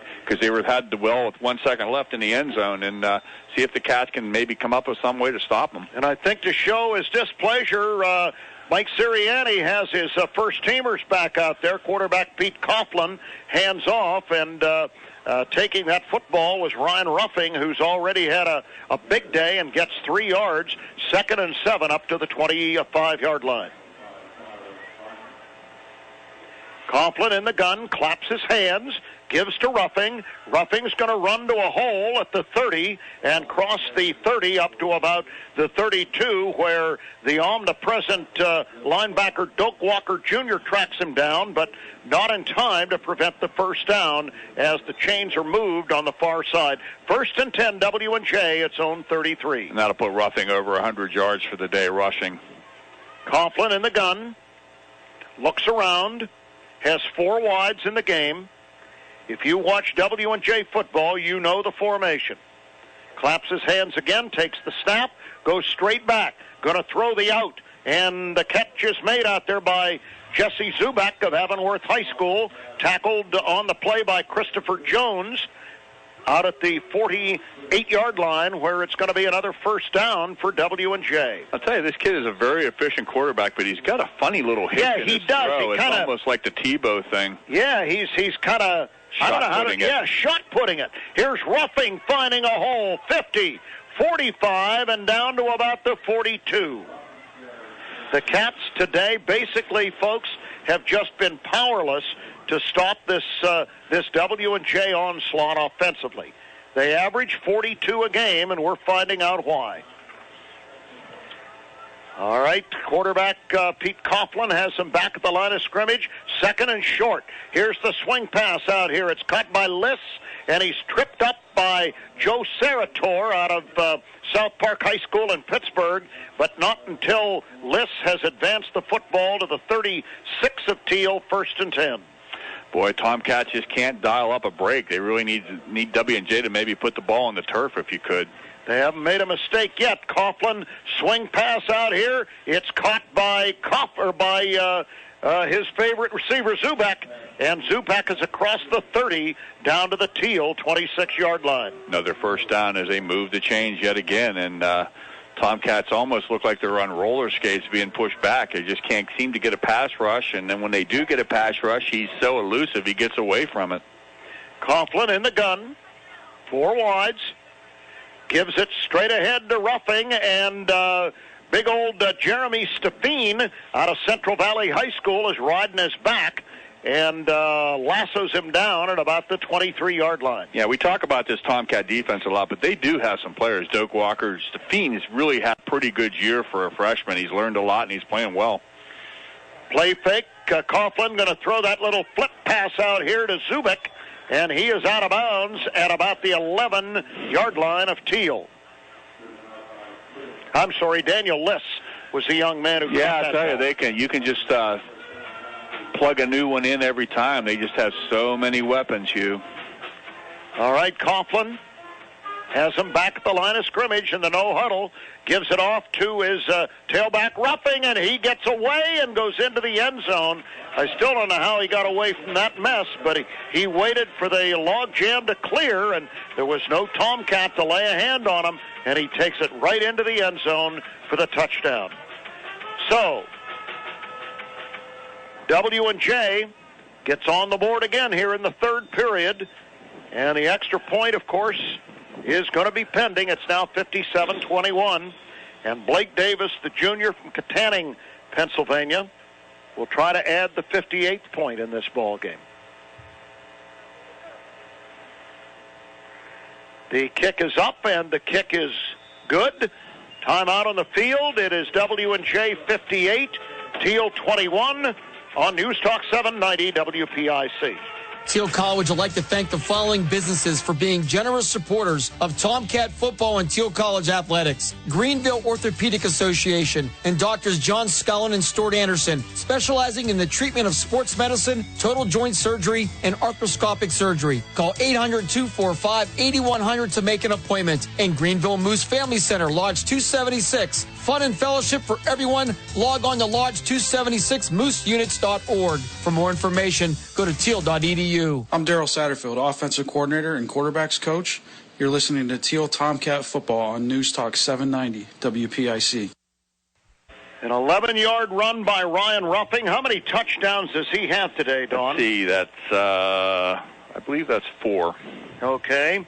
Extra point good, 58-21 in favor of W&J. And by the way, in the out-of-town scoreboard, a final from Heinz Field. Notre Dame beats Pitt by a score of 42-30, the number 5 team in America. The Irish hang right in there in the BCS rate. I bet you we set a record today, Hugh. We have 6 touchdowns scored by the guy named Ryan. Yeah, I think you're right. Radke and Ruffing. Here's the high end-over-end kick coming to Seister at the 5-yard line. Out to the 10, 15, 20. Cuts up the sidelines to the 30-yard line and is bumped out of bounds. A couple of other scores of note, Dawn. Final score in the Big Ten, Northwestern beats Penn State 23-21.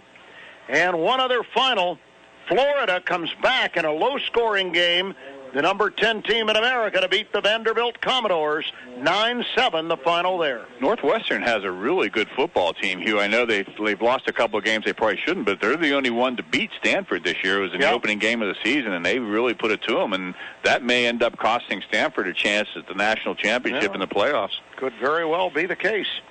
All right, Ryan Radke leads the Tomcats to the line of scrimmage, which is the 27-yard line, 1st and 10. Seister is his back beside him, and there's a fumble, and Radke falls on it back at the 24-yard line. It looked like Seister wasn't ready to catch the ball. I don't think know if he didn't understand the play or what. I got a final score for you, Don. Thomas More comes back. All right.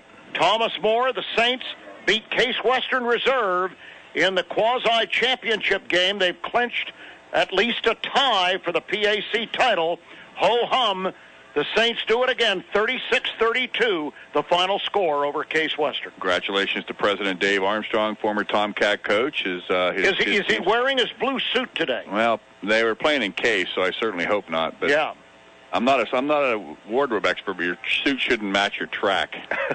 All right, running is Radke around the right side, and he's tracked down by a couple of defenders up at about the 22-yard line, and Luke Murhott was the young man who did the primary tracking there, and the loss goes back to the 22. It's now 3rd down, and looks like about 16 to go. Well, it looks like it might be Alex Horvitis' time again. This is usually where, so far in this game, when he's needed a first down of more than 10 yards, he's found Alex down the field. Let's see if he can find him maybe getting down the field this time. Let's give him a little bit of time, guys, on the offensive line. All right, Adam Tajudin is in the lineup along with 3 other wides. Radke is back. He's scrambling around as always, running left. Trying to get away, going to throw the ball in the direction of nobody. Ronnie Howard was closest to the football at the 37-yard line, but it's incomplete, and Dylan Squires will come out and exercise his toe again. One other score in the PAC that was just handed to me by the folks at W&J, fourth quarter score, Westminster is shutting out Grove City 45-0. Remember, Thiel and Grove City, the 34th battle for the Mercer County Cup, 1 o'clock next Saturday at Alumni Stadium.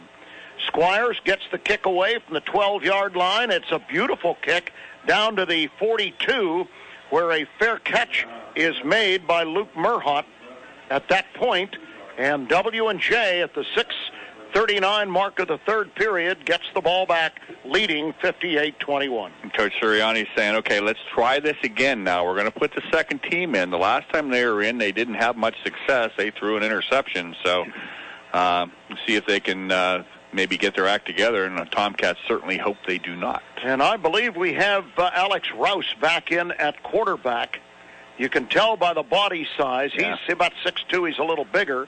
And he gives it straight ahead to Ruffing. And That's Ruffing, another running back? Those numbers are incredibly hard to see. They are just. That looks like David Kincaid, number 20, 6'1", 195 out of Chartiers, Houston. Okay, right up the road. Yeah, Houston. He doesn't have to go very far to have him wash his clothes. All right. So, quarterback Rouse gives it off. No, he keeps it this time, and he's across midfield down to the Thiel 47-yard line. Alex Rouse is a 6'2", 200-pound sophomore out of Beaver High School, a Bobcat. looks like a good young football player. Yes, he has good size, and he's in the gun in the no huddle, and he's going to give it off again to Kincaid, and Kincaid has yardage across the 45 down to about the Thiel 42-yard line. Jake Elk had him in the backfield that time, just couldn't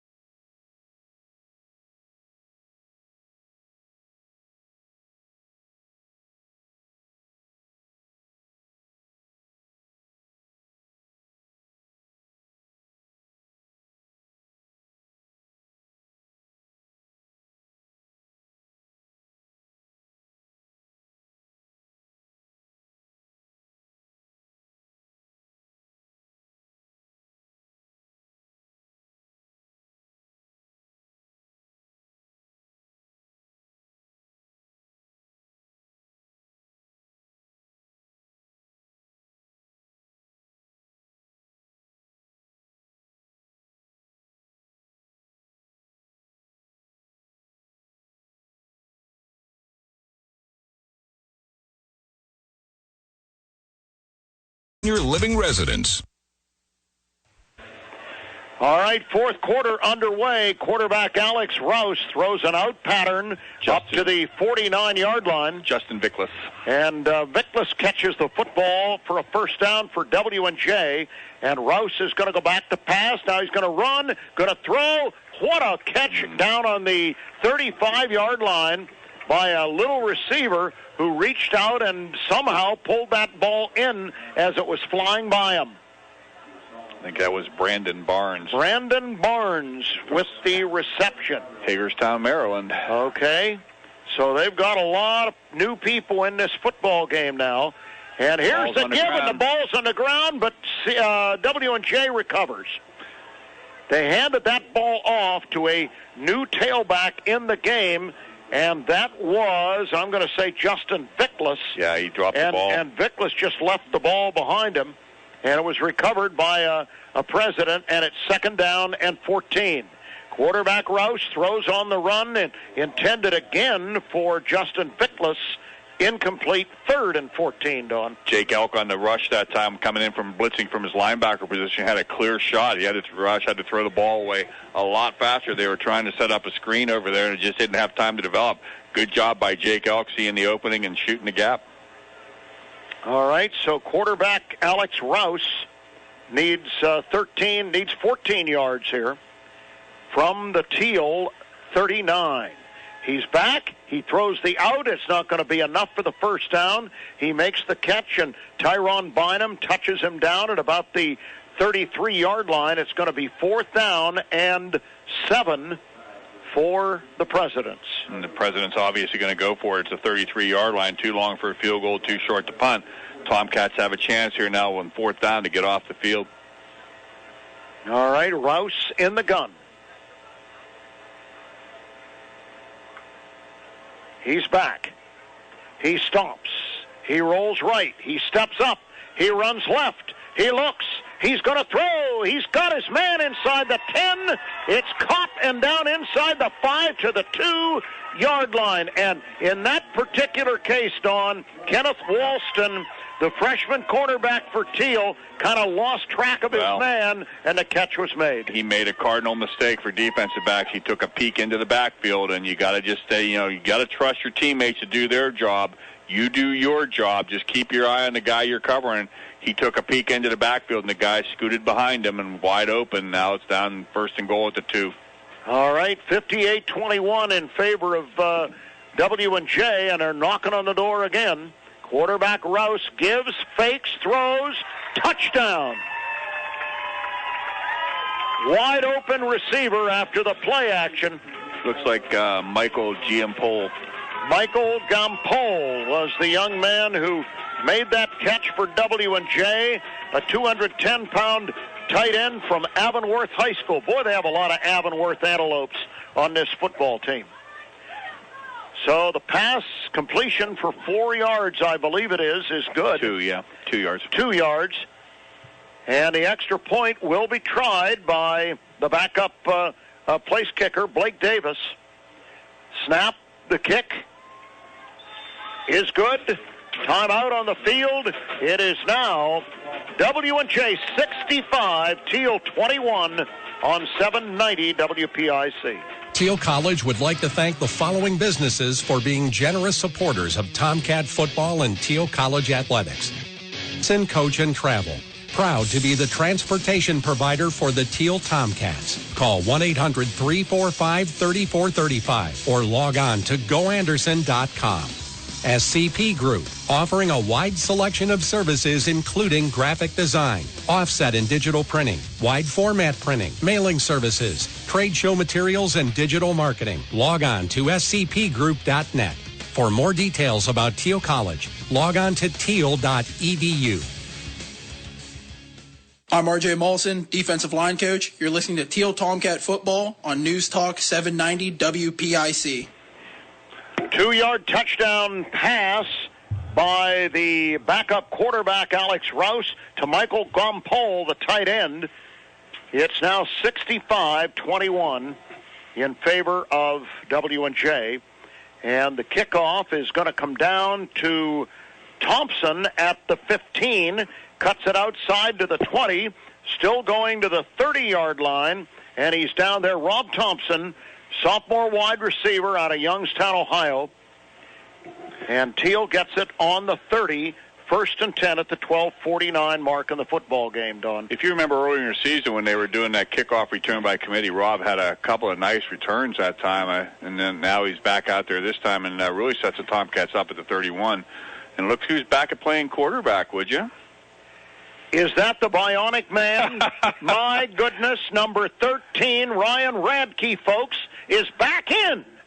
And he gives it straight ahead, and is that his buddy Seister? No, it looks like looks like a different running back. Is that a different running back? It looks like Andrew Wingard, freshman. Number 25, Wingard, is in. We haven't seen him all year. A freshman tailback from West Shamokin, Pennsylvania. Ryan Radke is just unbelievable. Is one of the more amazing athletes I've ever been around. He's got his ankle taped up. It looks like he's in a cast, but honest to gosh, folks, he is out there, and I'll tell you what, his ankle is swollen, but his heart is huge. And here he is. He's going to run the ball, and he's got yardage across the 35 up to the 37.5-yard line.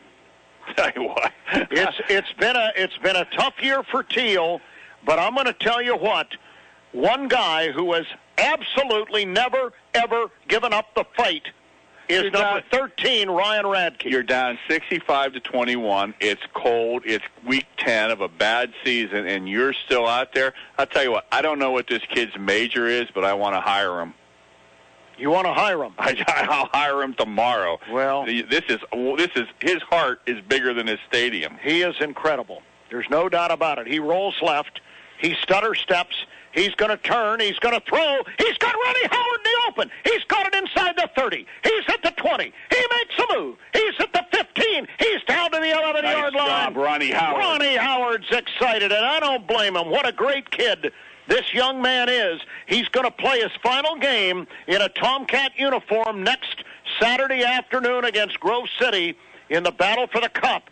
And I'm going to tell you, that guy will always be a hero in my mind. What a great young man, and everybody at Thiel knows what I'm talking about. He made the catch. He made moves. He stuttered. He stopped. He got down to the 11-yard line, and Thiel's in the red zone. He is just the epitome of what we love at Thiel about our kids. Howard is wide right. Horvitis to the left. Radke back. Radke going to throw. It was not his best pass, and it's incomplete at the goal line, and he kind of laid his receiver, Horvitis, out a little bit there. It was thrown to the wrong side, and he jumped over to try to catch it and left himself vulnerable, and he's coming off the field. I think he's okay. Nobody's going over to check him, so I think he's all right. Yeah, he did a nice job getting to that ball just because that ball could have been easily picked off. 2nd and 10 for Thiel at the W&J 11-yard line. Rob Thompson is back in the game, and he's wide right with Howard. Roland and another receiver, Cody Dinger, over to that side, and Dinger catches the ball, and Dinger staggers a little bit inside the 5 down to about the 4. He's going to be maybe a yard and a half shy of what could be a first down at about the 2-yard line. Nice job that time. Ryan flooded the right side and came back to the short side of the field and found Dinger open, and young wide receiver put his head down, picked up 3 or 4 extra yards to make this a third and about a yard and a half, 2 yards. All right, Roland to Juden and Howard wide right and Dinger to the left. Seister back in at running back. Seister is in, and here is the quarterback draw by Radke, and he's going to go into the end zone. Ryan Radke jumps up, excited as if he just put his team ahead, but he gets the touchdown, and you got to hand it to him. Takes the team down the field after being carried off the field with a severe leg injury. Well, apparently not. He's either the toughest kid we ever known, or he's one heck of a dramatic actor. Yeah. All right, extra point try here by Colin Peel, and Peel kicks that ball through the uprights. He's 2 or 3 today. Yep. And there's a timeout at the 10:05 mark. It is W&J 65, Thiel 28. Stay tuned. We're not finished yet on 790 WPIC. Thiel College would like to thank the following businesses for being generous supporters of Tomcat football and Thiel College athletics. TDA, Then Design Architecture, proud to provide architectural and design services for Thiel College. Log on to thendesign.com. Eccles TV and Appliance Center, located at 672 Mercer Road in Greenville. Call 724-588-7690 or log on to ecclesappliance.com. For more details about Thiel College, log on to thiel.edu.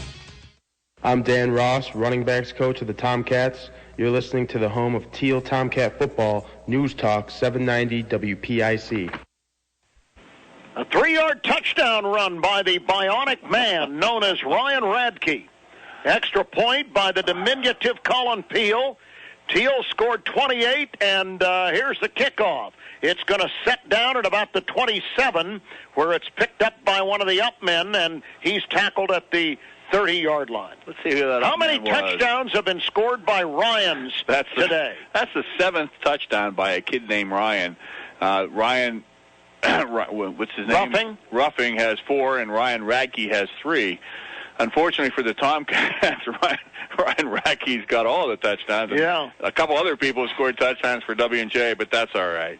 Okay, W&J comes out now with Alex Rouse at the controls, and obviously he's in the gun. That's all W&J knows. They don't practice the center snap. No, they don't. Here's Rouse going to throw a pass, and who deflected that? Jeremy Steffine. Jeremy Steffine got his arm up. Got that big old paw up there and slapped that bad boy away like it was a basket or a volleyball play. And the intended receiver was Nicholas Greaves. And he is grieving a little bit that he didn't get his hands on the ball.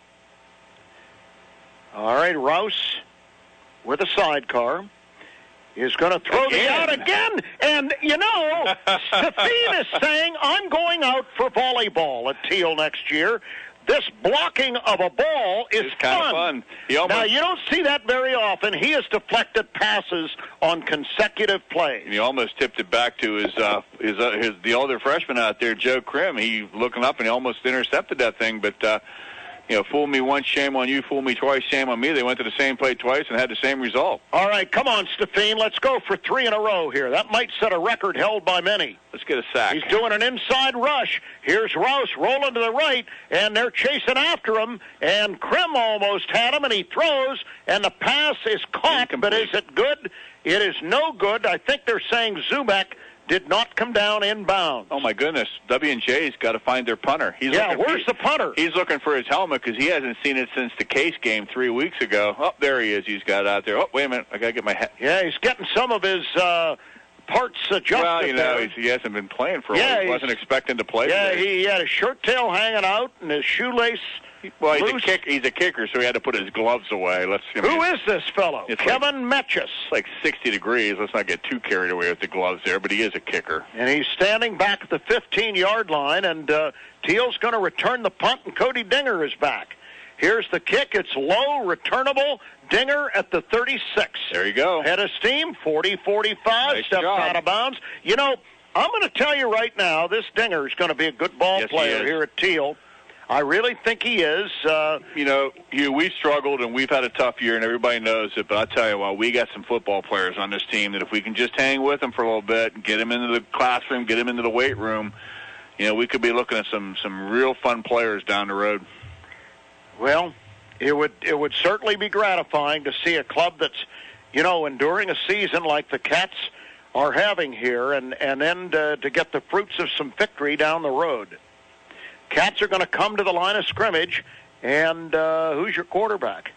Pat, and it looks like Schaefer. Yeah, Pat Schaefer is the quarterback. Tajuden is one of the wide receivers, and Schaefer does the play fake and throws it to Ronnie Howard, and Ronnie has to extend up the ladder to get it, and by the time he comes down, the posse is there, and they bring him down. They're going to give him forward progress to his own 47. Ryan Radke, I don't think is hurt. I think he's standing over on the sideliners. But I think it's just, you can only take so much abuse. Well, we got a penalty here. Looks like it's going to be holding against the Tomcats. How'd they even get somebody out there in that pattern to hold? Clear out on the flank. It's going to be against face W&J. mask on W&J. They're going to take it inside the 40 to the 39-yard line. Boy, I'll tell you, they got to be going crazy on the sidelines over there at W&J. They're over close to 100 yards in penalties. Well, that sometimes happens in a game that where a lot of points are scored. And you get a big lead. They are kids, and they're going to lose concentration. Mm-hmm. Hey, you see it at the NFL level, Oh, too. sure you do. You just don't expect that from a W&J team. But, it's a tough season for them. They're 6-2. They don't have any playoff hopes at all, and they don't know how to react to that. Alex Horvitz is back in the ball game. To Juden, one of the wide receivers, too, joined by Ronnie Howard, as Pat Schaefer is in the gun. And Schaefer is going to take a two-step drop. Well, he tried to run a little pitch like he's watched the pro quarterbacks do. Shovel pass. But that shovel pass needs a little bit of work. Andrew Wingard could not get to it. And he went to do the shovel pass, and just as he was going to shovel pass, he saw the defensive tackle jump the gap a little bit, and I think he was afraid he was going to hand it off to him, so he sort of spun it the wrong way, and probably about the only thing he could do without it being intercepted. So probably a smart play by Pat. Just one of those things that if you're in the stands, you're going, what was he thinking? Mm-hmm. All right, 4 wides in the formation for Thiel. As Pat Schaefer from California, 4-year student at Thiel, a great kid from everything I hear, is back in the gun on 2nd down 10, going to throw the screen, and he's got Wingard down at the 35-yard line, and the freshman from West Shamokin gets some positive yardage, setting up a 3rd down and about 5. Ryan Radke on the sidelines, they took his helmet away, so I think maybe he came back on the field without them knowing it, because he doesn't have his helmet anymore, and he's standing right next to her. He's leading the cheers, but he's hobbling like he's got a broken leg, and hopefully it's nothing serious that he can't get back for next week. But I think the coaching staff took his helmet away from him, because not really sure he was supposed to be in on that last series. We're going to need Ryan Radke next week, no doubt about it. We want to keep that cup. Yeah, keep it away from Grove City. All right, here's the snap and the pass, and Cody Dinger had it right there in his mitts, but he was covered and it fell out of his hand. It was a good pass. It was a nice route, but I think you also had a little bit of help from I guess that would be Jordan Yates, who got his hand in there and kind of pulled it away. Sometimes you just have to give the nod to the defensive back. It was a good route, good pattern, good pass, just a good play by the defensive back. Mm-hmm. All right, Pat Schaefer on 4th down is going to bring his team up. He needs 5 yards. He's on the 34 of W&J. The clock stops at 8:10 remaining in this football game. Schaefer back. Got a late rush, gets away, and fights, and is not going to get even back to the line of scrimmage. He'll lose 2, and the Cats are going to turn the ball over on downs. Channeling his inner Ryan Radke that time. Unfortunately, he just doesn't have the quickness in the feet that Ryan has, and good, solid quarterback, but just that's not his forte. And when W&J had his receivers covered downfield, there was really nowhere for him to go. So it's 8:03 remaining in this ball game, and Cats will come out on defense. And, a lot of new numbers out there on defense. A ton of new numbers. And, we have 8 minutes left in this ball game. Wouldn't it be nice if we had a gratuitous W&J team to just run the ball, and they do hand it off. And is that Mr. Kincaid still in the ball game? Across the 45 up to the 46. And the bad news for Thiel is he gets plenty of yardage for the 1st down. Good news is they're running the ball like a team up by 40 should do. Bad news is they just gained 10 yards. So, all right, Rouse with a flag flying is going to hand it off again to Kincaid, and that's going to stop the clock again at the Thiel 45-yard line. I wonder if maybe it's I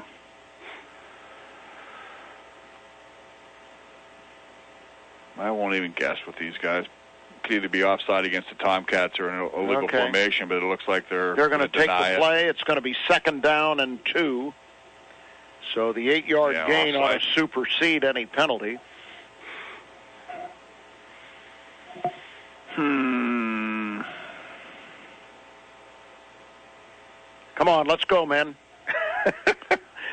They got it set now. Another and offside. I think a Thiel lineman just jumped offside. We'll see if the I don't president think moved he or was not. drawn. No. Joe Krim was the offending party. Yeah. So there's 5 against Thiel, and that's going to give them the first down to the Thiel 40-yard line. Let's see if we can get some names of some kids who are playing for the Cats in case their families are listening. It looks like Tano Lucido in that linebacker from Grove City. He started out the season with some problems, got dinged up a little bit. He's back. Good to see him out in the field. All right, Rouse is going to hand it off, and with the ball is Kincaid, and he gets the corner and is tracked down by Jake Elk, but not until he gets down to the Thiel 22-yard line. Picked up 20 yards in that rush that time. And the clock stops because he ran out of bounds. No, to get the first down. Yeah, the first down. They're moving the chains. Randy Groves, freshman strong safety from New Middleton, Ohio, is also in the Tomcat lineup. Rouse hands it off to Kincaid, and he's met right in the hole by Doak Walker Jr. Doak Walker doesn't quit, does he? He just keeps going. Riley Shane also on a stop that time, and you got to give that senior credit. He's just playing his heart out as hard as he can, and Doak Walker just will not stop playing football, and that's what you love about these kids. Alex Rouse takes the snap, gives it off to his tailback, and that looks to be, is that still Kincaid? Yeah, it still is. Lucido that time on the stop for the Tomcats. Nice close down, shot the gap that time, read the play real well. Good football player. Yeah.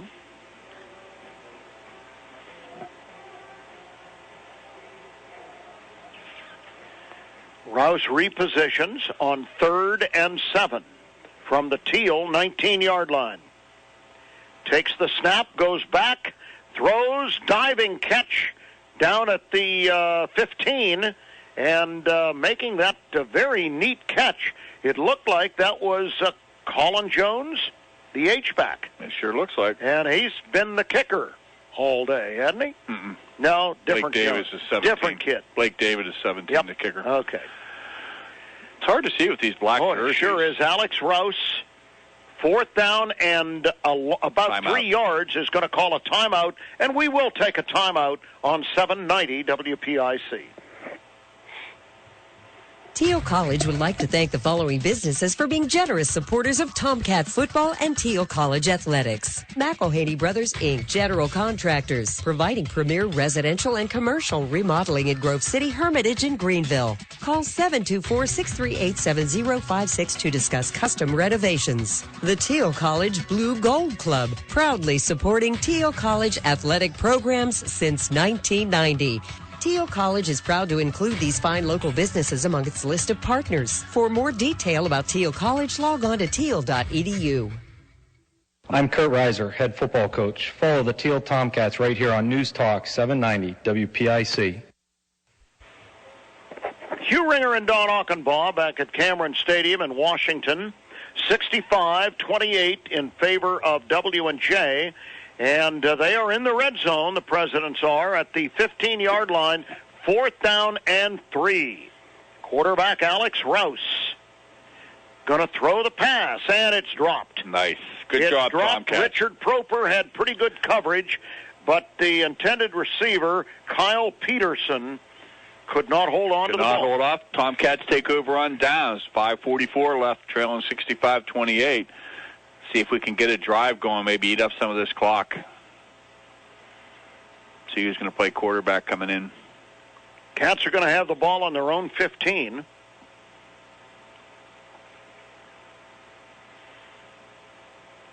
Looks like Pat Schaefer again. Pat Schaefer, okay. Now remember, Tomcat backup quarterback Jake Vormelker had to look like a possible pretty serious injury to his hip when he came in to replace Ryan in one play. We haven't heard anything or seen anything. Doesn't look like he's been back out on the field at all. And I think Ryan Radke's day is done. Well-earned time off. All right, is this Key Dennis with the football, I believe, 44. across the 15 out to about the 18.5-yard line? Key Dennis saw a lot of action early in the year as a short down back or short yardage back out of Middle River, Maryland. Ryan Radke's found his helmet over there, so somebody keep an eye on that guy because he'll slide in here if you're not careful. He's limping okay, but I'll tell you what, he's not giving up, and he's cheering. I can't say enough about this kid. I've loved a lot of our quarterbacks over the years, and they're all special personalities. Yep, he's talking and coaching and everything else. All right, Schaefer on 2nd down and 7 is going to pitch to Dennis, and Dennis avoids some tacklers, but not all of them, and will not, in fact, get back to the line of scrimmage. He'll lose a yard, setting up 3rd and 5. Ryan Radke's one of those guys, we keep talking about him. He's one of those guys that if you talk to him long enough, you get tired. Because he has so much energy, and he talks a mile a minute. He's got that New York, a little bit of that New York accent. He's got that swagger, and you know what? Like Satchel Paige used to say, "If you can do it, it ain't bragging," and he can do it. You're darn right he can, and then he'll come up and give you a big hug. Oh, he almost take your breath away. I know. Kid could do anything he wants to do. All right, in the gun this time is our quarterback, Pat Schaefer, and he's going to air it out down this sideline, intended for Horvitis at the 49, and it's incomplete.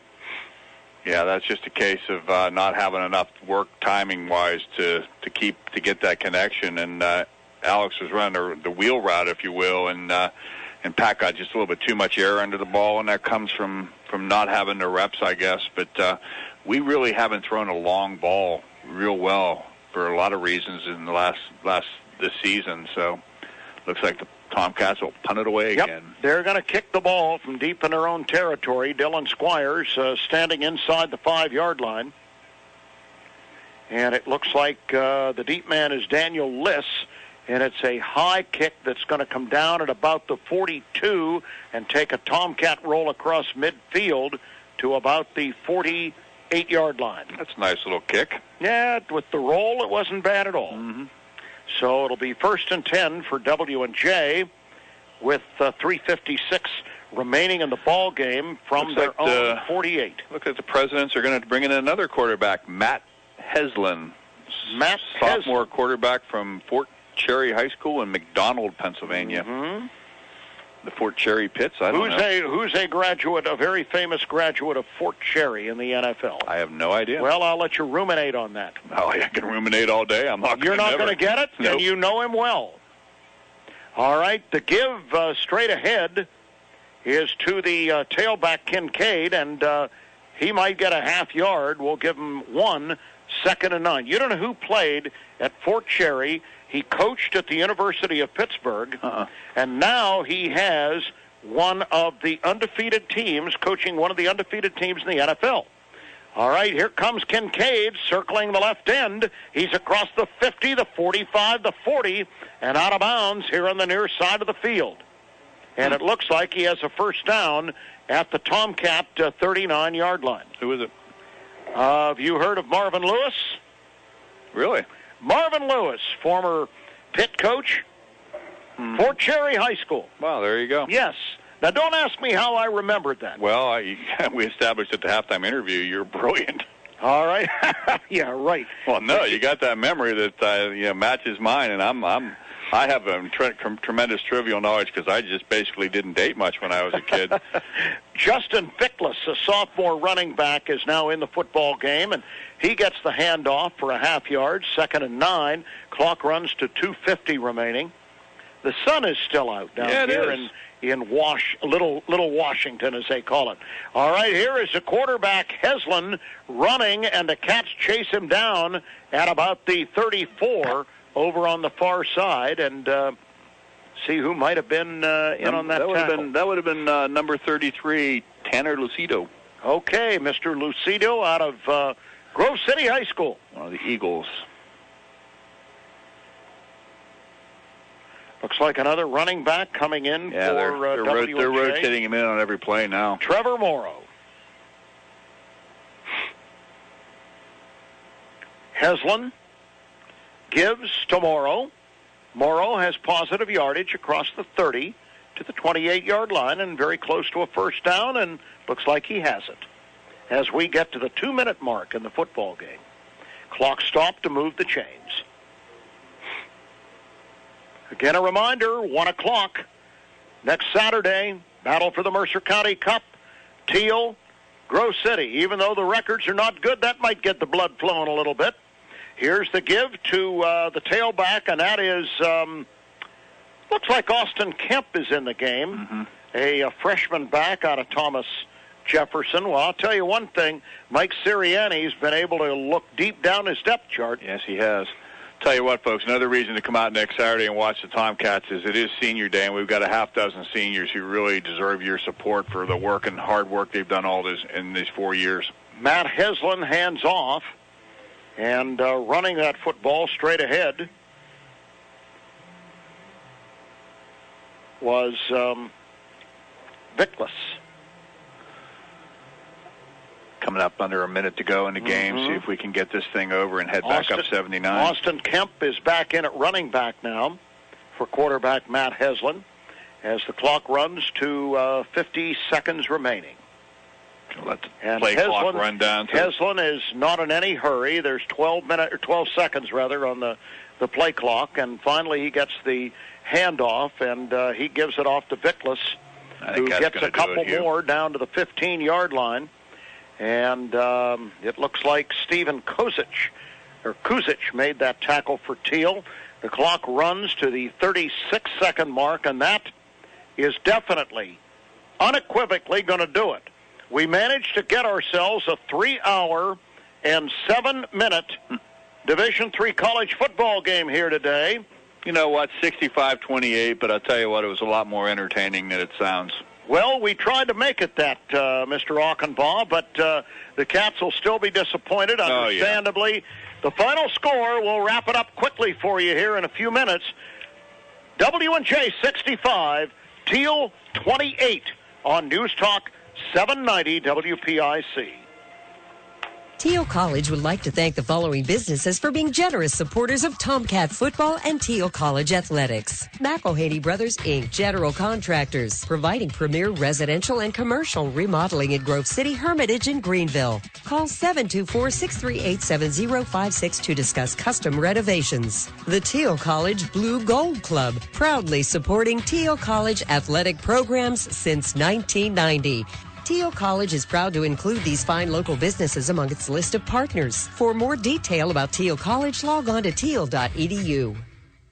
Are you paying too much for term life insurance? There's a tremendous price war among the major term life companies. Rates have dropped dramatically in the past few years. For example, a man age 45 non-tobacco user, $1 million of coverage, $75 per month level rate for the next 10 years. Or a man age 50 non-tobacco can obtain $500,000 of coverage for a monthly premium of only $110 per month, guaranteed not to change for the next 20 years. That's right, level rate guaranteed not to change for the next 20 years. If you're a smoker, we have great rates available for you as well. At Termbusters, we specialize in policies of $500,000 and above. If you're looking for new or replacement term life insurance, call today for a quote at 1-800-569-5440. That's 1-800-569-5440. You're probably paying more than you should. Call Termbusters, 1-800-569-5440, or visit our website at termbusters.net. Remember, 1-800-569-5440. Rates and availability may vary by state. Sample rate quotes based on preferred non-tobacco underwriting. Exam required to qualify. Thiel College would like to thank the following businesses for being generous supporters of Tomcat football and Thiel College athletics. AVI Fresh, the exclusive food service provider for Thiel College, and CompDoc and the DocuCenter at Thiel College. Thiel College is proud to partner with the Blue Gold Club, AVI Fresh, and CompDoc and the DocuCenter. Thiel College is proud to include these fine local businesses among its list of partners. For more detail about Thiel College, log on to thiel.edu. I'm Ryan Matvica, wide receivers coach. You're listening to the home of Thiel Tomcat football, News Talk 790 WPIC. Welcome back to Cameron Stadium, 65-28, the final score. The Thiel Tomcats lose this football game today to the presidents of W&J. And Don, you have a stat sheet that has numbers jumping out at you. I'll tell you what, the guys who did the stat sheets for W&J down here did a great job, because we had 1,145 yards of total offense between the two teams. W&J ran 81 plays for 756 yards.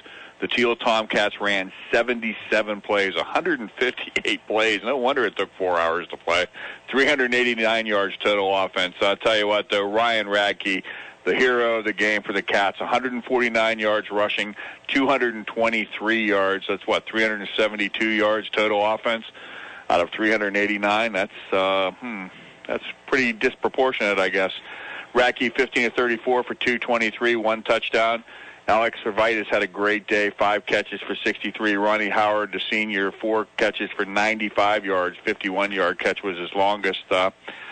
Defensively, Doak Walker, another great day, 10 tackles.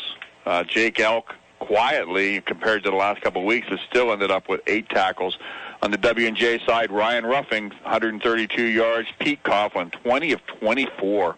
20 of 24 for 363 yards and 4 touchdowns. I mean, that's just Jesse Zubek, 8 catches for 167 yards. Just, if you like defense, this wasn't the game to watch. But Tomcats played their hearts out. You got to love them. We'll see how we can get back together and come up and go up for Senior Day next week and see if we can manage to keep the cup in Greenville, Pennsylvania.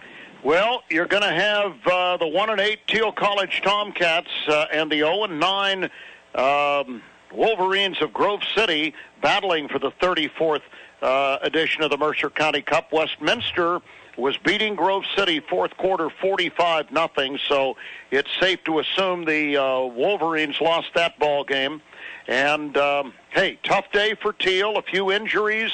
Hope that none of these kids are too terribly serious, but we'll see as the week continues. We'll find out Monday night on the Pick Sports line when Kurt Reiser is our live guest.